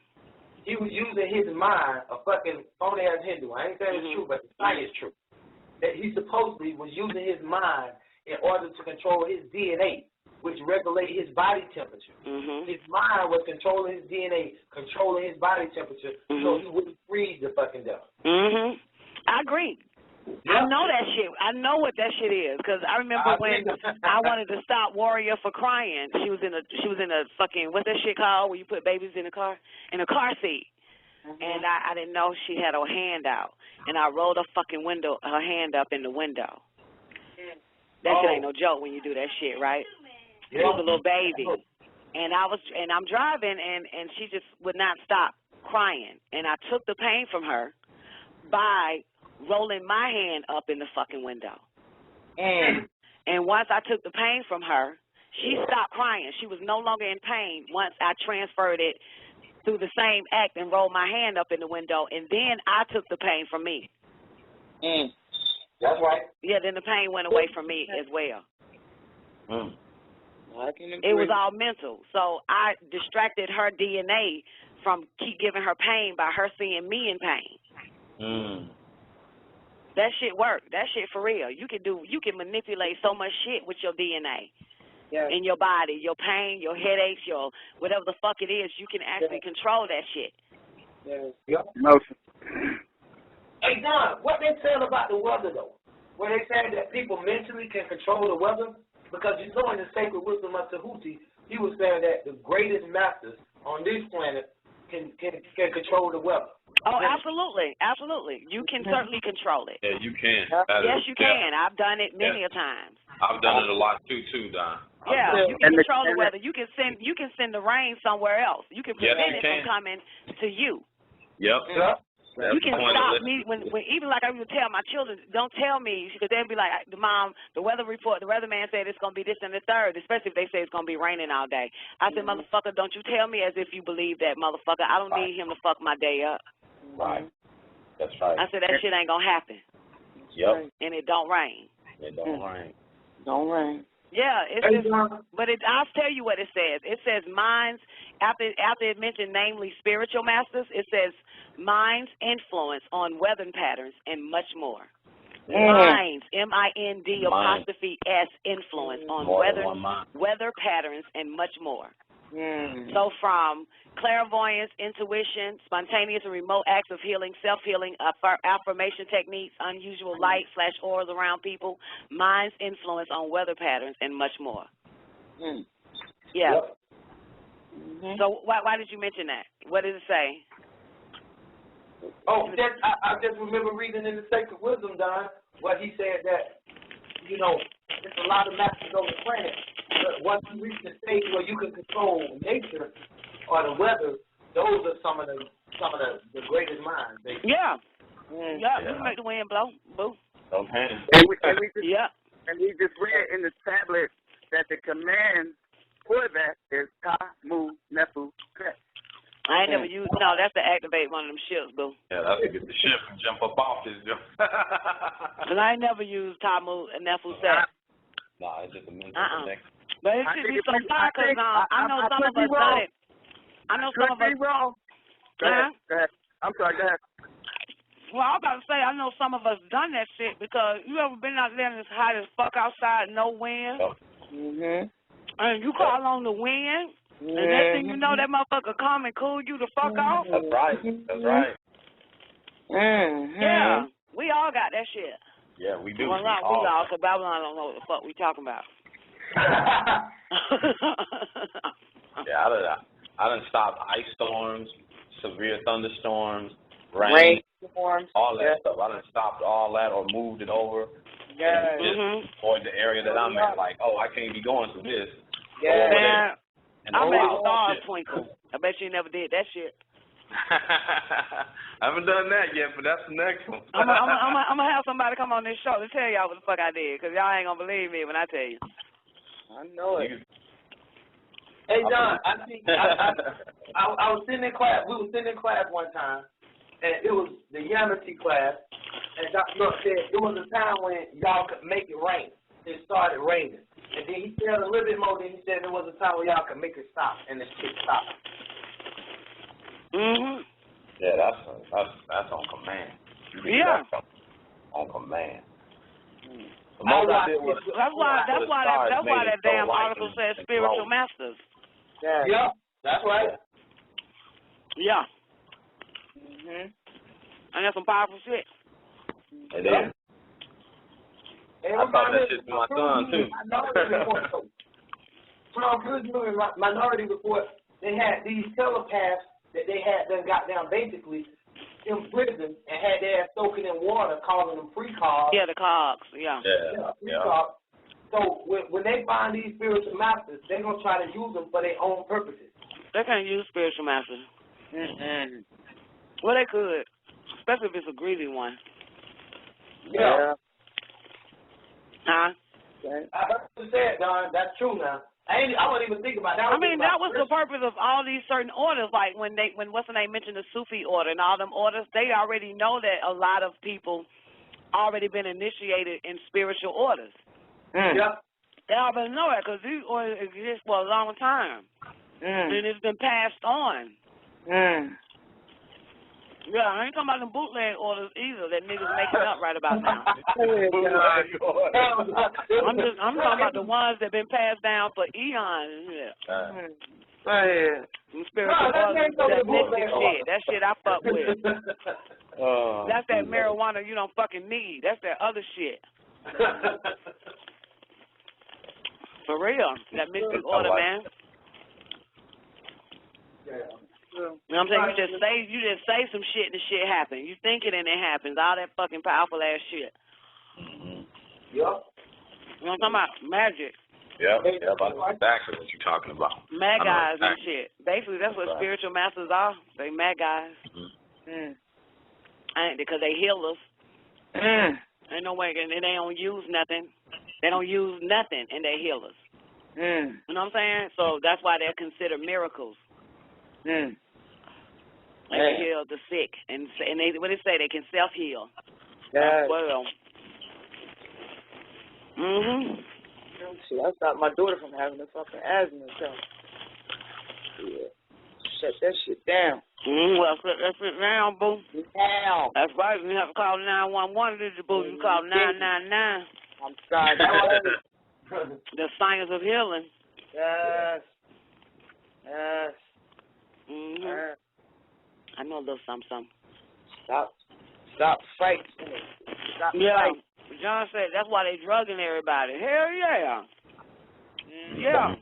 How you gonna heal yourself if you intoxicated and drugged the fuck up? You can't even think, and then they don't even want you to think about self-healing. Nope. You got to go outside yourself in hopes that you get healed. Go to the doctor. Go to the doctor. That's why they getting that Obama insurance. You remember how you was talking about insurance? How people, when they got insurance, they don't rely on themselves. They go straight to the doctor. When everybody forced to have that insurance, it's going to be more people that's going to not rely on themselves to heal. They're going to go straight to the doctor because they was forced to buy this insurance anyway, so I might as well use it. You know what I'm saying? John Slim said also the drugs would disconnect you from your higher self. Absolutely. Damn. I didn't know that. Shit, ever since the garden, when Adam and Eve ate of that bullshit hallucinogen, they was cut out from their higher self. Bullshit. No, the fuck they wasn't. You don't think so? I mean, they weren't cut the fuck off. They said they knew everything. They said that motherfucker knew everything, boo. They became like God, but they wasn't God. They didn't say they became like God. They said that they were gods. They didn't say shit like God. But why y'all always be making up shit? I swear to God, that's what I'm reading in my Bible. You swear to who, boo? Because that shit ain't in there. They said their eyes did open, and they were gods. Let me see. Became as. Okay, we'll check it out there. Another one I got to check out. Who got the Bible? Not Anybody got a Bible? I'm telling you, that shit said. And then they became gods, and they knew good from evil, some more shit. King James, I be. Yeah. Oh. Yeah, don't come with no new international. Yeah, fuck all the other shit. King James, our grandmama Bible. And we ain't going no further than our grandmama Bible when it comes to the Bible. All right. Their eyes were open, and they knew good from evil, and they were God. Some old shit. I know somebody got a Bible. Somebody sleep with that motherfucker next to them. There's some bullshit. Everybody got the Bible with them? Man, hell, I mean. No, I got it. I just can't find what verse it is. It's Genesis chapter 3. It's chapter 3. If I'm not mistaken. Let me get it. Now the serpent was more subtle than any beast. Ooh, I need my glass. Hold on, ask that. What verse you at? I'm on. You told me chapter 3, right? Yeah, go to chapter 3, verse, I think 20 or 6 or one of them. Choose one of them. I can't remember. I used to know this Bible inside and out. All right. No, they already cursed at that point, Don. Damn, I ain't even got. Oh, there it is. Genesis chapter. There it is, chapter 3, verse.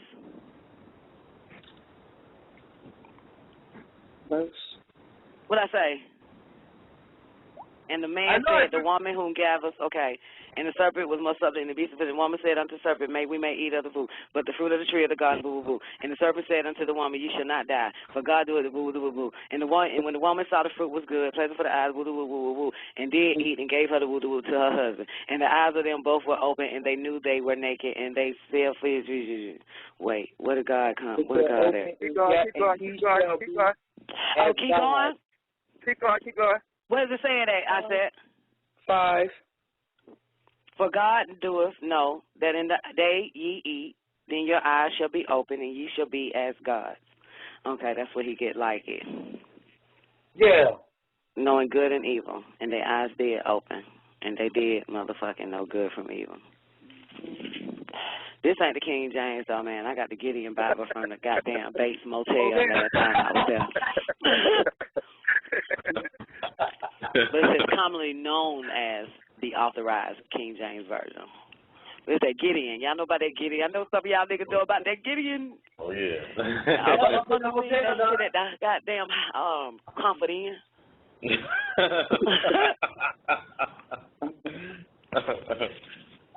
Oh, shit. Okay, so their eyes were open, but it don't say and they were gods. That's fucked up. They must have took that part out. Yeah, you know they did. Because I could have sworn that part was in there. You need the I think it says now man has become like us. Knowing good from yes. I got the King James. I got the other one. Yes, that's it, Prince. I knew what it say. Now man has become like us. Like so us. He was right, like us. He was right. Babylon was right. Become like us, knowing good from evil. Yeah, become like us, gods, knowing good from evil. Become like us. Because who was that talking? God. Yeah, that was. I thought Eve already knew good because she said the fruit was good. What? What the? I'm gonna go look it up. I thought Eve said the fruit was good. Let me look it up. But I thought she said the fruit was good. Same words that the Most High used or God used. She used the same freaking words before she even ate the fruit. No, Eve never said that. Hey, it's good to me. That ain't in there. Okay, I got the Bible Dr. York gave my daughter. Hold up. Let me grab that one. Get the real one. What's that? What chapter? I said 3 verse 5. 5. Now you gonna make me go get mine. Oh, they scrabble in this bitch. Now wait a minute, I got mine. Hold on. Okay. 5. For God. Wait. And the serpent said unto the woman, ye shall not surely die, for God doeth know that the day ye eat thereof, then your eyes shall be open, and ye shall be as gods, knowing good and evil. And when the woman saw that the tree was good for food, and that it was pleasant to the eyes, and the tree to be desired to make one wise, she took of the fruit thereof, and did eat, and gave also unto her husband with her, and he did eat. And the eyes of them both were open, and they knew they were naked, and they sewed fig leaves together, and made them some aprons. Now, they heard the voice of the Lord God walking in the garden. Woo-doo-woo. Adam and his wife hid themselves. Woo-doo-woo. And the Lord God called unto Adam and said, where art thou? And he said, I'm in the garden, motherfucker. And he said, who told you to eat of the he said, who told you were naked? Mm-hmm. Who told you to eat of the tree? Didn't I tell you that you shouldn't eat of that shit? No, and the man said, the woman whom thou gavest me to, she gave me the tree, and I did eat. And the Lord God said unto the woman, what is that hast done? And the woman said, the serpent beguiled me, and I did eat. And the Lord God said unto the serpent, because thou hast, okay, where does it say now man has become like us? It keeps going around the punishment time. Around the punishment time. When around the punishment time. Yeah, okay, and the Lord said unto the woman, what is this that thou hast done? And the woman said, the serpent beguiled me and I did eat. And the Lord God said unto the serpent, because thou hast done this, thou art cursed above the cattle, and above the beasts, and above the field, and with the belly shall you go, with the dust of the ground, and all the days of your life. And I will put enmity between thee and the woman, and between thy seed and her seed, it shall bruise thy head. Unto the woman he said, I will greatly multiply the sorrow and thy conception and sorrow. Thou shalt bring forth children, and thy desire shall be to thy husband. Damn, that's a curse. Your desire should be to your husband, and he should rule over you. That was a curse. That was a goddamn curse. Who would have known that shit? Now it all makes sense. Thank God I broke that curse. Listen up. In Genesis 2:9, that's what I'm telling you. She said the same thing. If you read Genesis 2:9, saying, but wait, no, this is kind of crazy. Wait, because then it's saying, Adam, you should hearken unto the voice of your wife. This is his curse. What is hearken unto the voice? Oh, because you have listened to her. Yeah. Okay. Ooh, because you have listened to her and eaten of the tree of which I commanded thee. Thou shalt not eat of it. Cursed is the ground for thy sake. In sorrow thou shalt eat. And the thorns also thistle shall bring it forth, and thou shalt eat the herb of it. In the sweat of thy face shall. What the fuck? Adam didn't get shit. Look like Adam wasn't cursed that bad. Hey, that's verse 3:16 down. I bet Adam was smiling when he cursed Eve. I bet that nigga had a Kool-Aid smile. Like, bitch, we got the fuck now. Bitch, you can't do shit but have babies and listen to me and serve me. Oh, shit. She is no longer the tribal leader at this point. Yeah. Okay, my bad. So what does it say now, man? Oh, there it is, 22. And the Lord God said, behold, the man is become as one of us to know good and evil. And now, lest he put forth his hand and take also of the tree of life and eat and live forever. After all that cursing, this motherfucker lives forever. Okay, Zena, I'm ready. Okay. In Genesis 2:9, it says, and out of the ground made the Lord God to grow every tree that is pleasant to the sight, which is the same thing Eve said, and good for food. Same thing she said. Eve didn't say that. Eve didn't say that. The narrator said that. Okay. But it was saying that Eve saw that it was like, that's what she saw. That yeah, that's the narrator. That ain't Eve even said anything. But this is before they even knew anything, that she obviously recognized that. Before they even supposed to knew all of that stuff, and if you finish it out, say, the tree of life also in the midst of the garden, and the tree of knowledge of good and evil. I'm just saying, Eve, obviously, I mean, you said the narrator said, but the narrator obviously saying pretty much that she already had that knowledge of this stuff before she even ate of that fruit. Yeah, because it said in 6, and when the woman saw the tree was good for food, and that it was pleasant to the eyes. Is that the part you're talking about? Yeah, because it's but she never. I mean, it's not Eve that told the serpent, well, the tree is good and it do look nice. But but obviously they were saying that she noticed the same thing the Most High had obviously said about it before she even ate the fruit. I don't know. I just whatever. I don't know. I be reading this shit and it just be like, what the fuck? I don't know. Yeah, but if you read it for exactly what it say.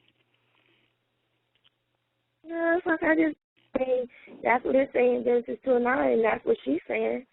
So, I mean, it's like, okay, you put 2 and 2 together, obviously she has some knowledge before she even ate the damn fruit. It never said she had knowledge. It just said that she just saw, after the devil convinced her of the tree, she saw that it was good and that it was pleasant to the eyes. It was pretty. She had the knowledge of good and evil, obviously. To me, that's what I get out of it. She already had that knowledge. That's what you, having knowledge that a thing is pretty? No, you think that's knowledge? Of good and evil. I'm just saying she repeated the same words that God said in Genesis 2:9, that it was pleasant for the sight and it was good for food. The tree of life, also in the midst of the garden, and the tree of knowledge of good and evil. What verse were you at?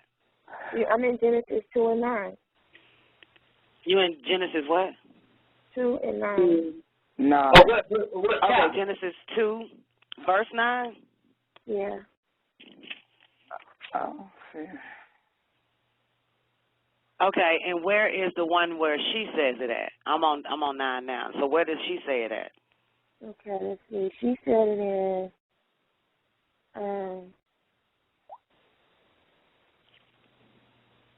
It's saying in Genesis 3 and 6. It's saying the woman saw that the tree was good for food and that it was pleasant to the eyes, and the tree to be desired to make one wise. She took the fruit thereof, did eat, and gave. Right, but go back to 9 again, because it says, and out of the ground made the Lord God to grow every tree that is pleasant to the sight and good for food. Right. Yeah, so he basically grew that to be pleasant to the sight. That was automatically done. Right. If you so she saw it to be pleasant to the sight because that's how God grew it. And to be good for food. So it wasn't like she had the knowledge of it. It was already created for that to be evident. It didn't take a rocket scientist to figure out that the tree was pleasant to the eyes and good for food. Mm-hmm. Okay, but that's why he just specifically told them don't eat that one, even though it is pleasant to look at. And it is a food to eat, but don't touch it. That's something that they already knew. So he had to tell them not to touch that one, even though they could eat of every tree, but don't touch that one. Because it said that God made all the food, all the trees to be good for food and pleasant to the eye. So when it was time for him to give the command, don't touch that one, because it looked like all the rest of them. That was during the second creation. During the first creation, it was eat every tree and every fruit, every green tree and every fruit. During the second creation, then he said, okay, don't eat of this one except for this one. You know those are the ones. Those are the trees that was in the garden. Yeah, absolutely. The tree of life and the tree of knowledge of good and evil. Absolutely. But these 9 again, and out of the ground made the Lord God to grow every tree that is pleasant to the sight and good for food. The tree of life also in the midst of the garden, and the tree of knowledge of the garden of the good and evil. So all the trees inclusive, including the tree of life and the tree of knowledge, still look pleasant to the sight and was good for food, but he just specifically told them don't touch it. So we're talking about 2 separate creations. Where are you talking about?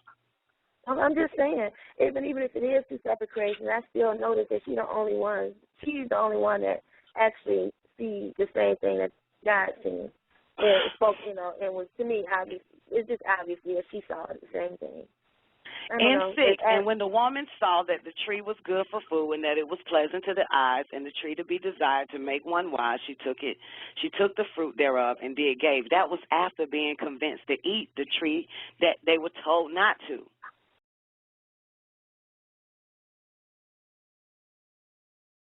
Jump this Journey of Nibiru off. I'll ask him later. I'm on deck, Don. You on deck, boo. Okay. I guess Zena can tell us a little bit about her God experience and what's the name, but I think that was talk about Journey to Nibiru. All right, let's go. Let's get on Nibiru on this shit. All right. Where we started at, Don? We stopped on 4. I want you to start over to Tablet 5, The Journey of Nibiru. Okay. El Cologne. Tablet 5, The Journey of Nibiru, 19 times 7 equals 133. Load. Planet Tiamat was a site used for excavating different metals, elements, and minerals such as plutonium, chlorine, chlorophyll, ammonia, gold, platinum, and silver, as well as scanning the ocean floors for other elements that were beneficial to these beings in the other planets. In the depths of the oceans of this planet Earth are some of the most valuable resources for human life, such as food, such as kelp, different types of fish, and energy sources, such as iodine. In these waters are an abundance of dissolved gases, such as nitrogen, carbon dioxide, and oxygen. Other substances are nitrates, phosphates, which are needed by plants for photosynthesis. Silicon dioxide is necessary in building of skeletal material in some marine organisms. Remaining elements that are essential to marine life include iron, manganese, cobalt, and copper. Several mineral resources. Are we marine life, or is just the motherfuckers in the water? Is that? I mean, right here, I feel like he's talking about the motherfuckers in the water, but for sure, we marine life. Absolutely. But we have a lot in common with plants too, though. A lot. Share a lot of the same characteristics, how we absorb shit and how we use the sun, and chlorophyll. Our plants have sex now.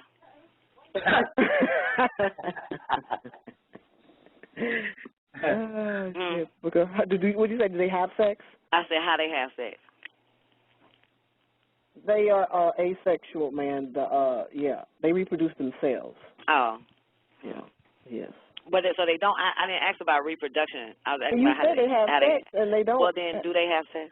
Well, others can cross-pollinate. I mean, like a marijuana mother plant and a male plant, and so you put a male plant and a female plant together. They limbs start to grow towards each other, and they start to. No, it's probably like cross-pollination, like their sexual dust goes into the other one. Are you serious? They have sex for real then? Yeah, they can cross-pollinate. That's incredible. Yeah. I be squirters. Something like that. Okay. Oh shit. Okay. Can we take in manganese? Manganese. Yeah. I believe that's in some that's a mineral that we can absorb. I don't know if it's. I'm gonna say okay. I'm not gonna say we can because I'm not for sure. But. Okay. I'm not gonna do that. All right. I'm ready. Hey, Babylon. Hey. Several mineral resources lie on the ocean floor and in solutions above it, such as salt, magnesium, and bromine. Seawater contains all the dissolved substances necessary for the growth of plant and animal life. That's deep. Other beings What's so deep about it? Because in the seawater, not the ocean water necessarily, not the river water necessarily, but seawater contains all the dissolved substances. That means everything that basically dissolves and comes out the air, it gets in the seawater, and that contains all the necessary growth of plant and animal life. Just like when he said silicone and 6 silicone dioxide is necessary in building a skeletal material, that's bones. And silicone, just think silica, and silica is sand or dirt. So this is what making the bones. So I just thought that was deep right there when he said it contained all those dissolved substances. So we ain't talking about the Pacific Ocean. We talking about like the Caspian Sea or some shit.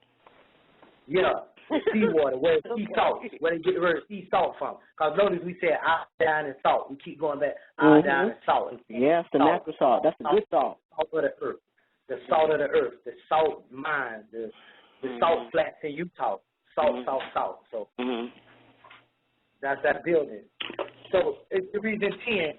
Other beings know of these resources, and thus they have made many visits, taking what they excavated back to their homes.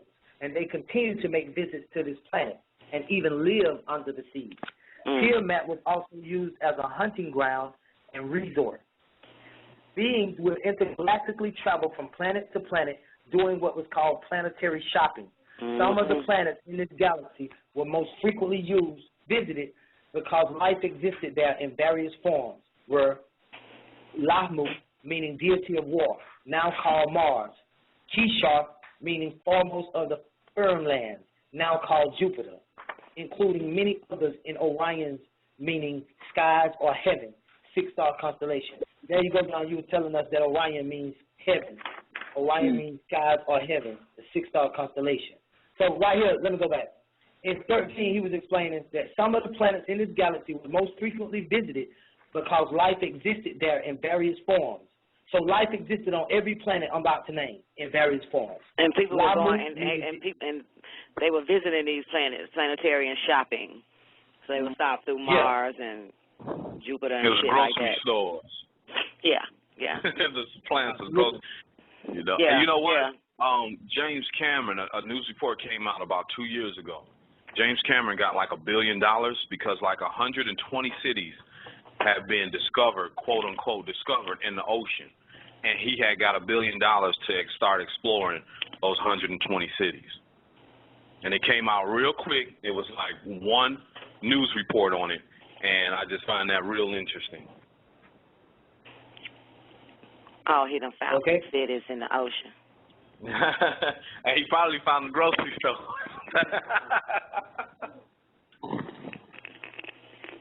Yeah. So 14, y'all. These the cities. These the places, the planets. Lahmu, meaning deity of war, now called Mars. Kishar, meaning foremost of the firm lands, now called Jupiter, including many others in Orion, meaning skies or heaven, 6-star sun constellation. Kahmu, meaning to be wealthy, which is the Pleiades constellation, having 7 stars or suns, and Aish, to lend aid or help, also known as the plowman, Arcturus, as well as Clarion, Clariton, and Clarion, meaning clear, just to name a few. The boundless universes are filled with all kinds of life forms that come. And on the next page is a picture of Nibiru, diagram 2, the planet-sized ship of Nibiru, with a description of what's on Nibiru. The boundless universes are filled with all kinds of life forms that come from all types of origin. And your planet Earth held the most abundant of life sources, which is why all kinds of beings frequently visit it. Now, let me continue.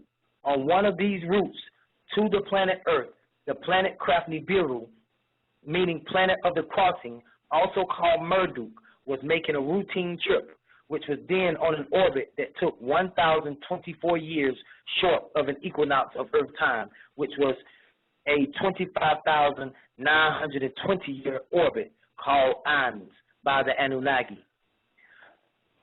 This craft, being 4 times the size of the planet Tiamat, whose diameter was 15,852 before the splitting, which cut it into 2 equal halves, and Nibiru's diameter being 63,408. The ship Nibiru came in search of other planets that were rich in natural resources and minerals to take back to the planet Risk to protect it from the damaging ultraviolet rays. And what would make you understand what ultraviolet rays are. Ultraviolet of or relating to the range of invisible radiation wavelengths from about 4 nanometers on to the border of the X-ray region to about 380 nanometers, just beyond the violet in the visible spectrum. We're looking at the word ultra, meaning beyond, from the Latin ultra, from ultra, meaning beyond, and the word violet, meaning the hue of the short wave end of the visible spectrum, evoked in the human observer by radiant energy with wavelengths of approximately 380 to 420 nanometers. Any of a group of colors, reddish blue in hue, that may vary in lightness and saturation, from the Middle English, from Old French, violette, diminutive of viole, from Latin viola. As for the color red, the hue of the long wave end of the visible spectrum, it has evoked in the human observer by radiant energy with wavelengths of approximately 630 to 750 nanometers, any of a group of colors that may vary in lightness and saturation, and whose hue resembles the life liquid called blood, one of the additives or light primaries, from the Middle English and from Old English, read. And as for the color blue, the hue of that portion of the visible spectrum lying between green, which is yellow and blue, and indigo, which is blue and violet. And it is evoked in the human observer by radiant energy with wavelengths of approximately 450 to 490 nanometers, any of a group of colors that may vary in lightness and saturation, one of the additive or light primaries, from the Middle English, blue, from Old French, blue, of Germanic origin.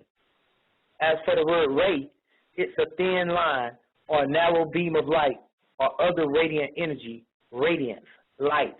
On the prism, it appears as purple, ranging from violet to red. And now with an understanding of ultraviolet rays, you must be able to grasp the damage that it was doing in Risk and is doing here on Earth. Done. Right there, we should build on the colors, because one of the things we were talking to the lady, I was telling her that the Hindus always tell us about the indigo children, But you see here, we're talking about ultraviolet or violet. And the thing is that beyond violet being the last color, you have ultraviolet. And then on the next side is the color red, orange, yellow. That begins the spectrum. So between ultraviolet, after ultraviolet, you get infrared. And infrared is a form of radiation. So that's like the two extremes meeting, the violet and the red, and thus it's called the red and blue, or the red and blue hue. And so you see that he says,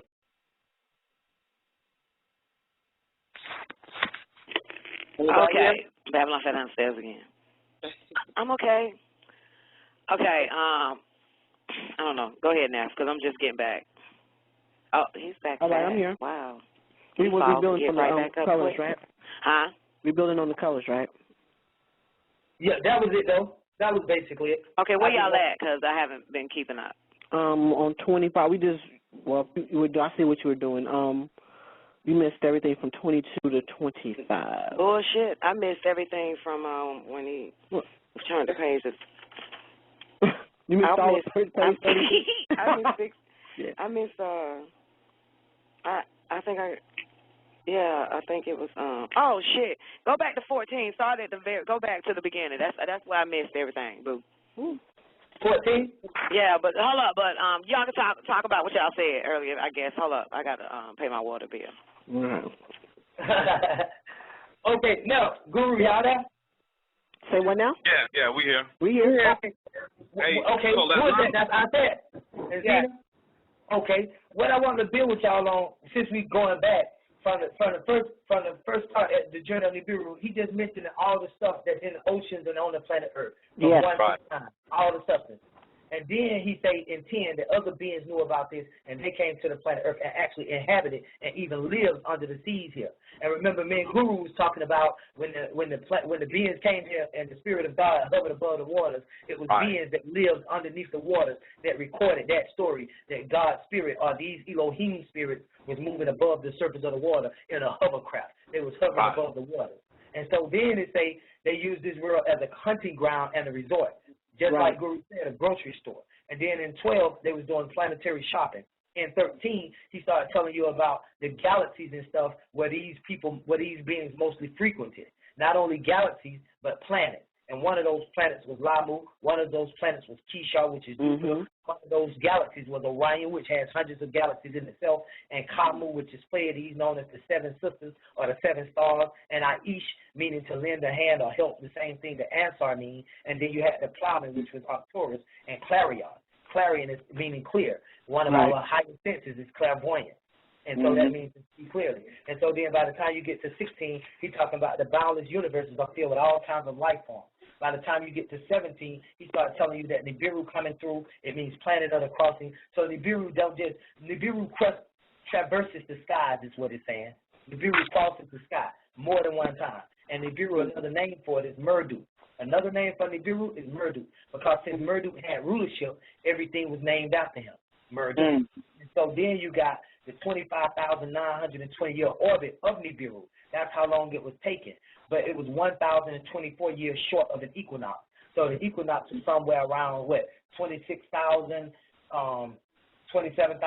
years. You see that? 25,920 plus 1,024. Plus the 1,000, yeah. That's like 26,000, yeah. Yeah, so you'll get about 27,000. Because you got 1,000 plus 25, that's 26. And 920 plus 24 will take you to 944,000 years, 26,944 years. You see that? And so then it says that this craft being 4 times, so Nibiru as a craft itself was 4 times the size of Tiamat, whose diameter was 15,852 miles. Now you got to understand that this was when Tiamat was 3 times or 4 times the size it is now. Tiamat means because the Earth's circumference right now, the whole circumference ain't never 24,896 miles. And so the hell is a surference? Oh, I wasn't even say nothing. I'm just like, What the hell you call that shit, Babylon? to go completely around the Earth in a circle. Yeah, what's the name of it? How can you say circumference? Circumference, then. I think it was saying circumference. Yeah, circumference. Oh, is that what he meant? Oh, circumference. Yeah, he meant circumference. Hey, man, y'all kill me getting on me about my goddamn. Like your Akasha. My Akasha records now. Right. Okay. I get it. Okay, all right. Okay. So the Earth's circumference. Nigga call that shit Akeisha. I ain't got my white folk dialogue down right, man. The Earth's circumference. Nigga said Yahweh. I said Yahweh. No, you said Yahweh. Oh, okay, I'm just fucking with you. Where y'all at now? Okay. Come back. Okay, the Earth's circumference. Yeah. Where you at? He just built. Are you building or are you reading now? No, I was just building. We was at 18. Yeah. I mean, we was at 17. Yeah, we was just building. We was waiting on you, Don. Okay, well, I'm back now. Can we start over to 15? Yeah. Please. Yeah. Okay. You meant 14, Don, right? Or 15? 14. You were there, Don. Okay, fine. 14. Okay. These are planets that they was frequently visiting. Lamu, meaning deity of war, now called Mars. Kishar, meaning foremost of the firm lands, now called Jupiter, including many others in Orion's, meaning skies or heaven, six-star constellation. Kishar is that news daddy. News granddaddy. Yeah. Kishar is Anshaw's father. Absolutely. See, they were named after Anunnakis before the Greeks and the Romans took the damn planets. Okay. Or the Riskians. Well, fine. So, 15. Kamu, meaning to be wealthy, is the Pleiades constellation having 7 stars or suns, and each to lend aid to help, also known as the plowman. Arcturus, as well as Clarion or Clariton or Clarion, meaning clear, just to name a few. That's why they got the Clariton Hotel and shit. Got the what? That's why they got the Clariton Hotel. The Clariton Hotel from the planet Clariton, from the planet Clarion, which they finally decided to name the planet behind the sun Clarion, by the way. Okay. We have a planet behind the sun that looks just like the planet Earth, Clarion. I heard of it. Y'all know what I'm talking about. The planet that your ass go to sleep and you swear you on the planet Earth, but you're actually on fucking Clarion. The same planet where your fucking loved ones go. Yeah, that was going to be one of my questions when Clarion was mentioned. Yep. Yeah, that's the planet. That's where your loved ones at. That's where the fuck you go in your dreams and shit. I've been there. Hey, Neff, it's that it's the planet from another Earth. That movie, Another Earth. I've been there, man. Clarion. I've been to Clarion. That's my one I wrote down. Very profound. Yes. To clear, meaning clear, like clear vision. Yes. What that shit called? What that telepathic message is? That telepathic message. Clairvoyance. Yeah, clear vision. Clairvoyance. Same goddamn thing. Hold on. Let me bring in all ones real quick. All ones, can I get a mic check? Yeah, just hey, all praises to the Most High. Hey, babe, what you got? I just wanted to piggyback on that. Now, remember that you said Clarion. That's where your alter ego is. That's you living on Clarion. That's your other life. That's alter you ego. actually. Exactly. That's your other life, and that's the planet that you live in as your alter ego. Alter ego, boy. And that's exactly like Guru just stated. That's exactly where they got the concept of that movie Another Earth from, because they're literally simultaneously living at the same time. Like they have the same names and everything. That's hey, Doc. That's what he gave us. Yeah. Doc, is that alter ego? Is that still the one that flies in the dreams and shit? Yeah, that's you. Yeah, I thought so. Yeah, that's the one that be flying and shit. Be coming into a lot of money. Yeah. Those are the things you would normally be doing as yourself on the other planet. Yeah. That's Clarion. Yeah. Okay. So then it shouldn't be far-fetched that the demonic people here, they don't have Clarion. They got Saturn as well. They got them secondary spiritual dreams, though. I don't know. I didn't know they had Saturn, too. Yeah, the master told us because that. I just thought it was so interesting when they showed it with that movie Contact, because that bitch went to Clarion. That's right. That was Clarion. That's right. She was chilling on the beach with her daddy in Clarion. That's right. Yeah. I think they even said they was on Clarion too. If I'm not mistaken. Yeah, that was the name of it. They did say. Yeah. They didn't say that. I saw that one. All right, Babylon. Okay, 16. The boundless universes are filled with all kinds of life forms that come from all types of origins, and your planet Earth held the most abundant of life sources, which is why all kinds of beings frequently. Now, let me continue. On one of these routes to the planet Earth, the planet called Craft Nibiru, meaning planet of the crossing, also called Merduk, was making a routine trip, which was then on an orbit that took 1,024 years short of an equinox of Earth Merduk time. is also called Nibiru. That's interesting. Is Merduk one of the Anunnakis? That's the same Marduk that was given rulership. Absolutely. Okay. Aridian. 1,024 years short of an equinox of Earth time, which was 25,920-year orbit called AMS by the Anunnaki. This craft being 4 times the size of the planet Tiamat, whose diameter was 15,000. They call that pet food, AMS. Call it what? They call that pet food, AMS. Yeah. Okay, so basically the Anunnakis, are you saying that the equinox of Earth time, that 25,920-year orbit, the Anunnaki called that AMS? True, Don. Okay. Okay, and now you got AMS pet food and shit. They know where to get these goddamn words from. And we slow as fuck. They don't teach us shit in school, do they? Nope.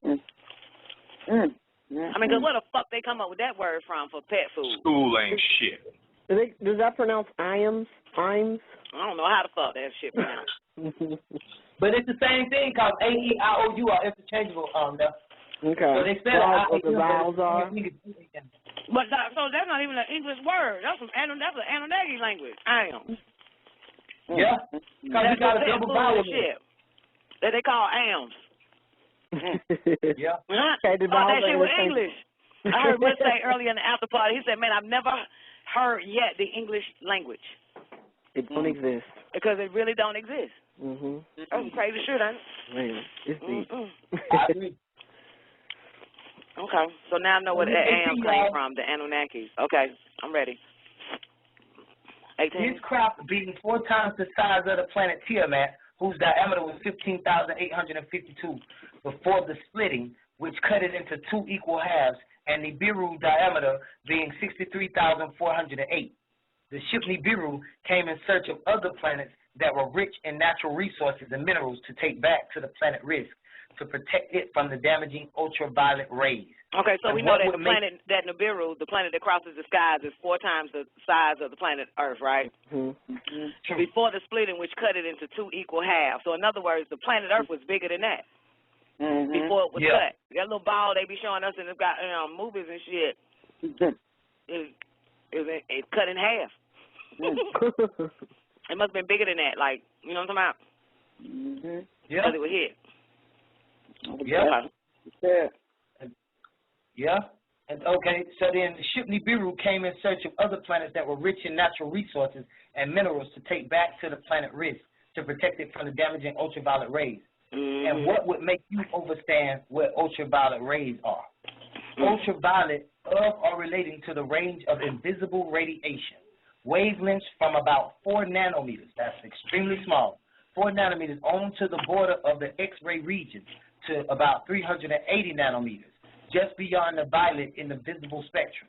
We're looking at the word ultra, meaning beyond, from the Latin ultra, from ultra, meaning beyond, and the word violet, meaning the hue of the short wave end of the visible spectrum, evoked in a human observer by radiant energy with wavelengths of approximately 380 to 420 nanometers, any of a group of colors reddish blue in hue that may vary in lightness and saturation, from the Middle English, from Old French violette, diminutive of viole, from Latin viola.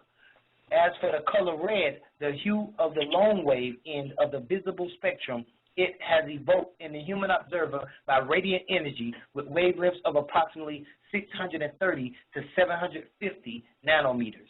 Any of a group of colors that may vary in lightness and saturation and whose hue resembles of that of the light liquid called blood. One of the additive or light primaries, from the Middle English, from Old English, red. And as for the color blue, the hue of that you notice how you spelled that red. That red is spelled R-E-A-D. For those that are just listening. Yeah. Old English red, R-E-A-D. Yeah, like I read the book. Yeah. Oh, I read the book. Yeah. Red. Can you read me? As for the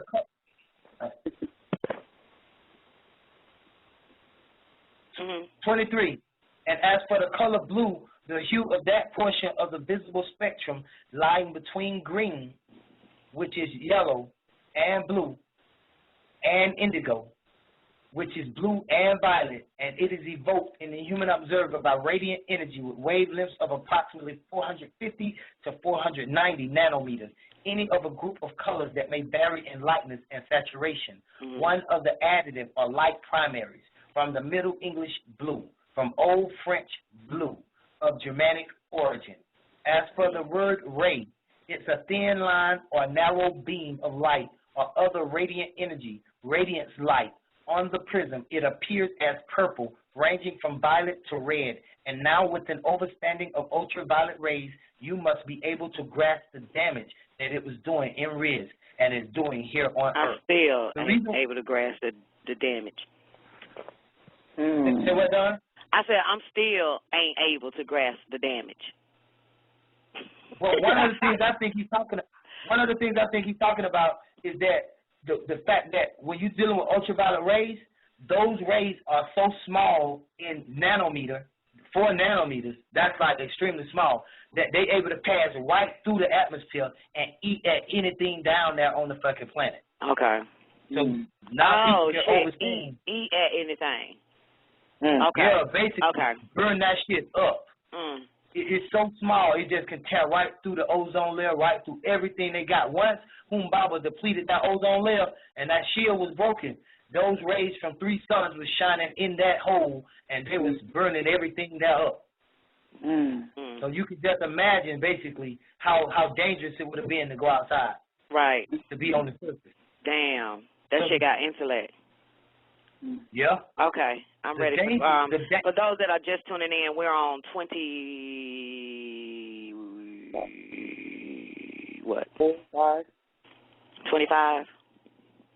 Okay, go back to 25. Okay, we're on 25, Angie. Verse 25. We're ready. Okay. And now, with an understanding of ultraviolet rays, you must be able to grasp the damage that it was doing in risk and is doing here on Earth. Now, one thing, Don, that's the reason why them crackers wearing them shades called blue blockers, because they trying to block the ultraviolet rays that's getting into their eyes and causing glaucoma and cataracts and blindness. Oh, okay. And shit like I need to get me some then.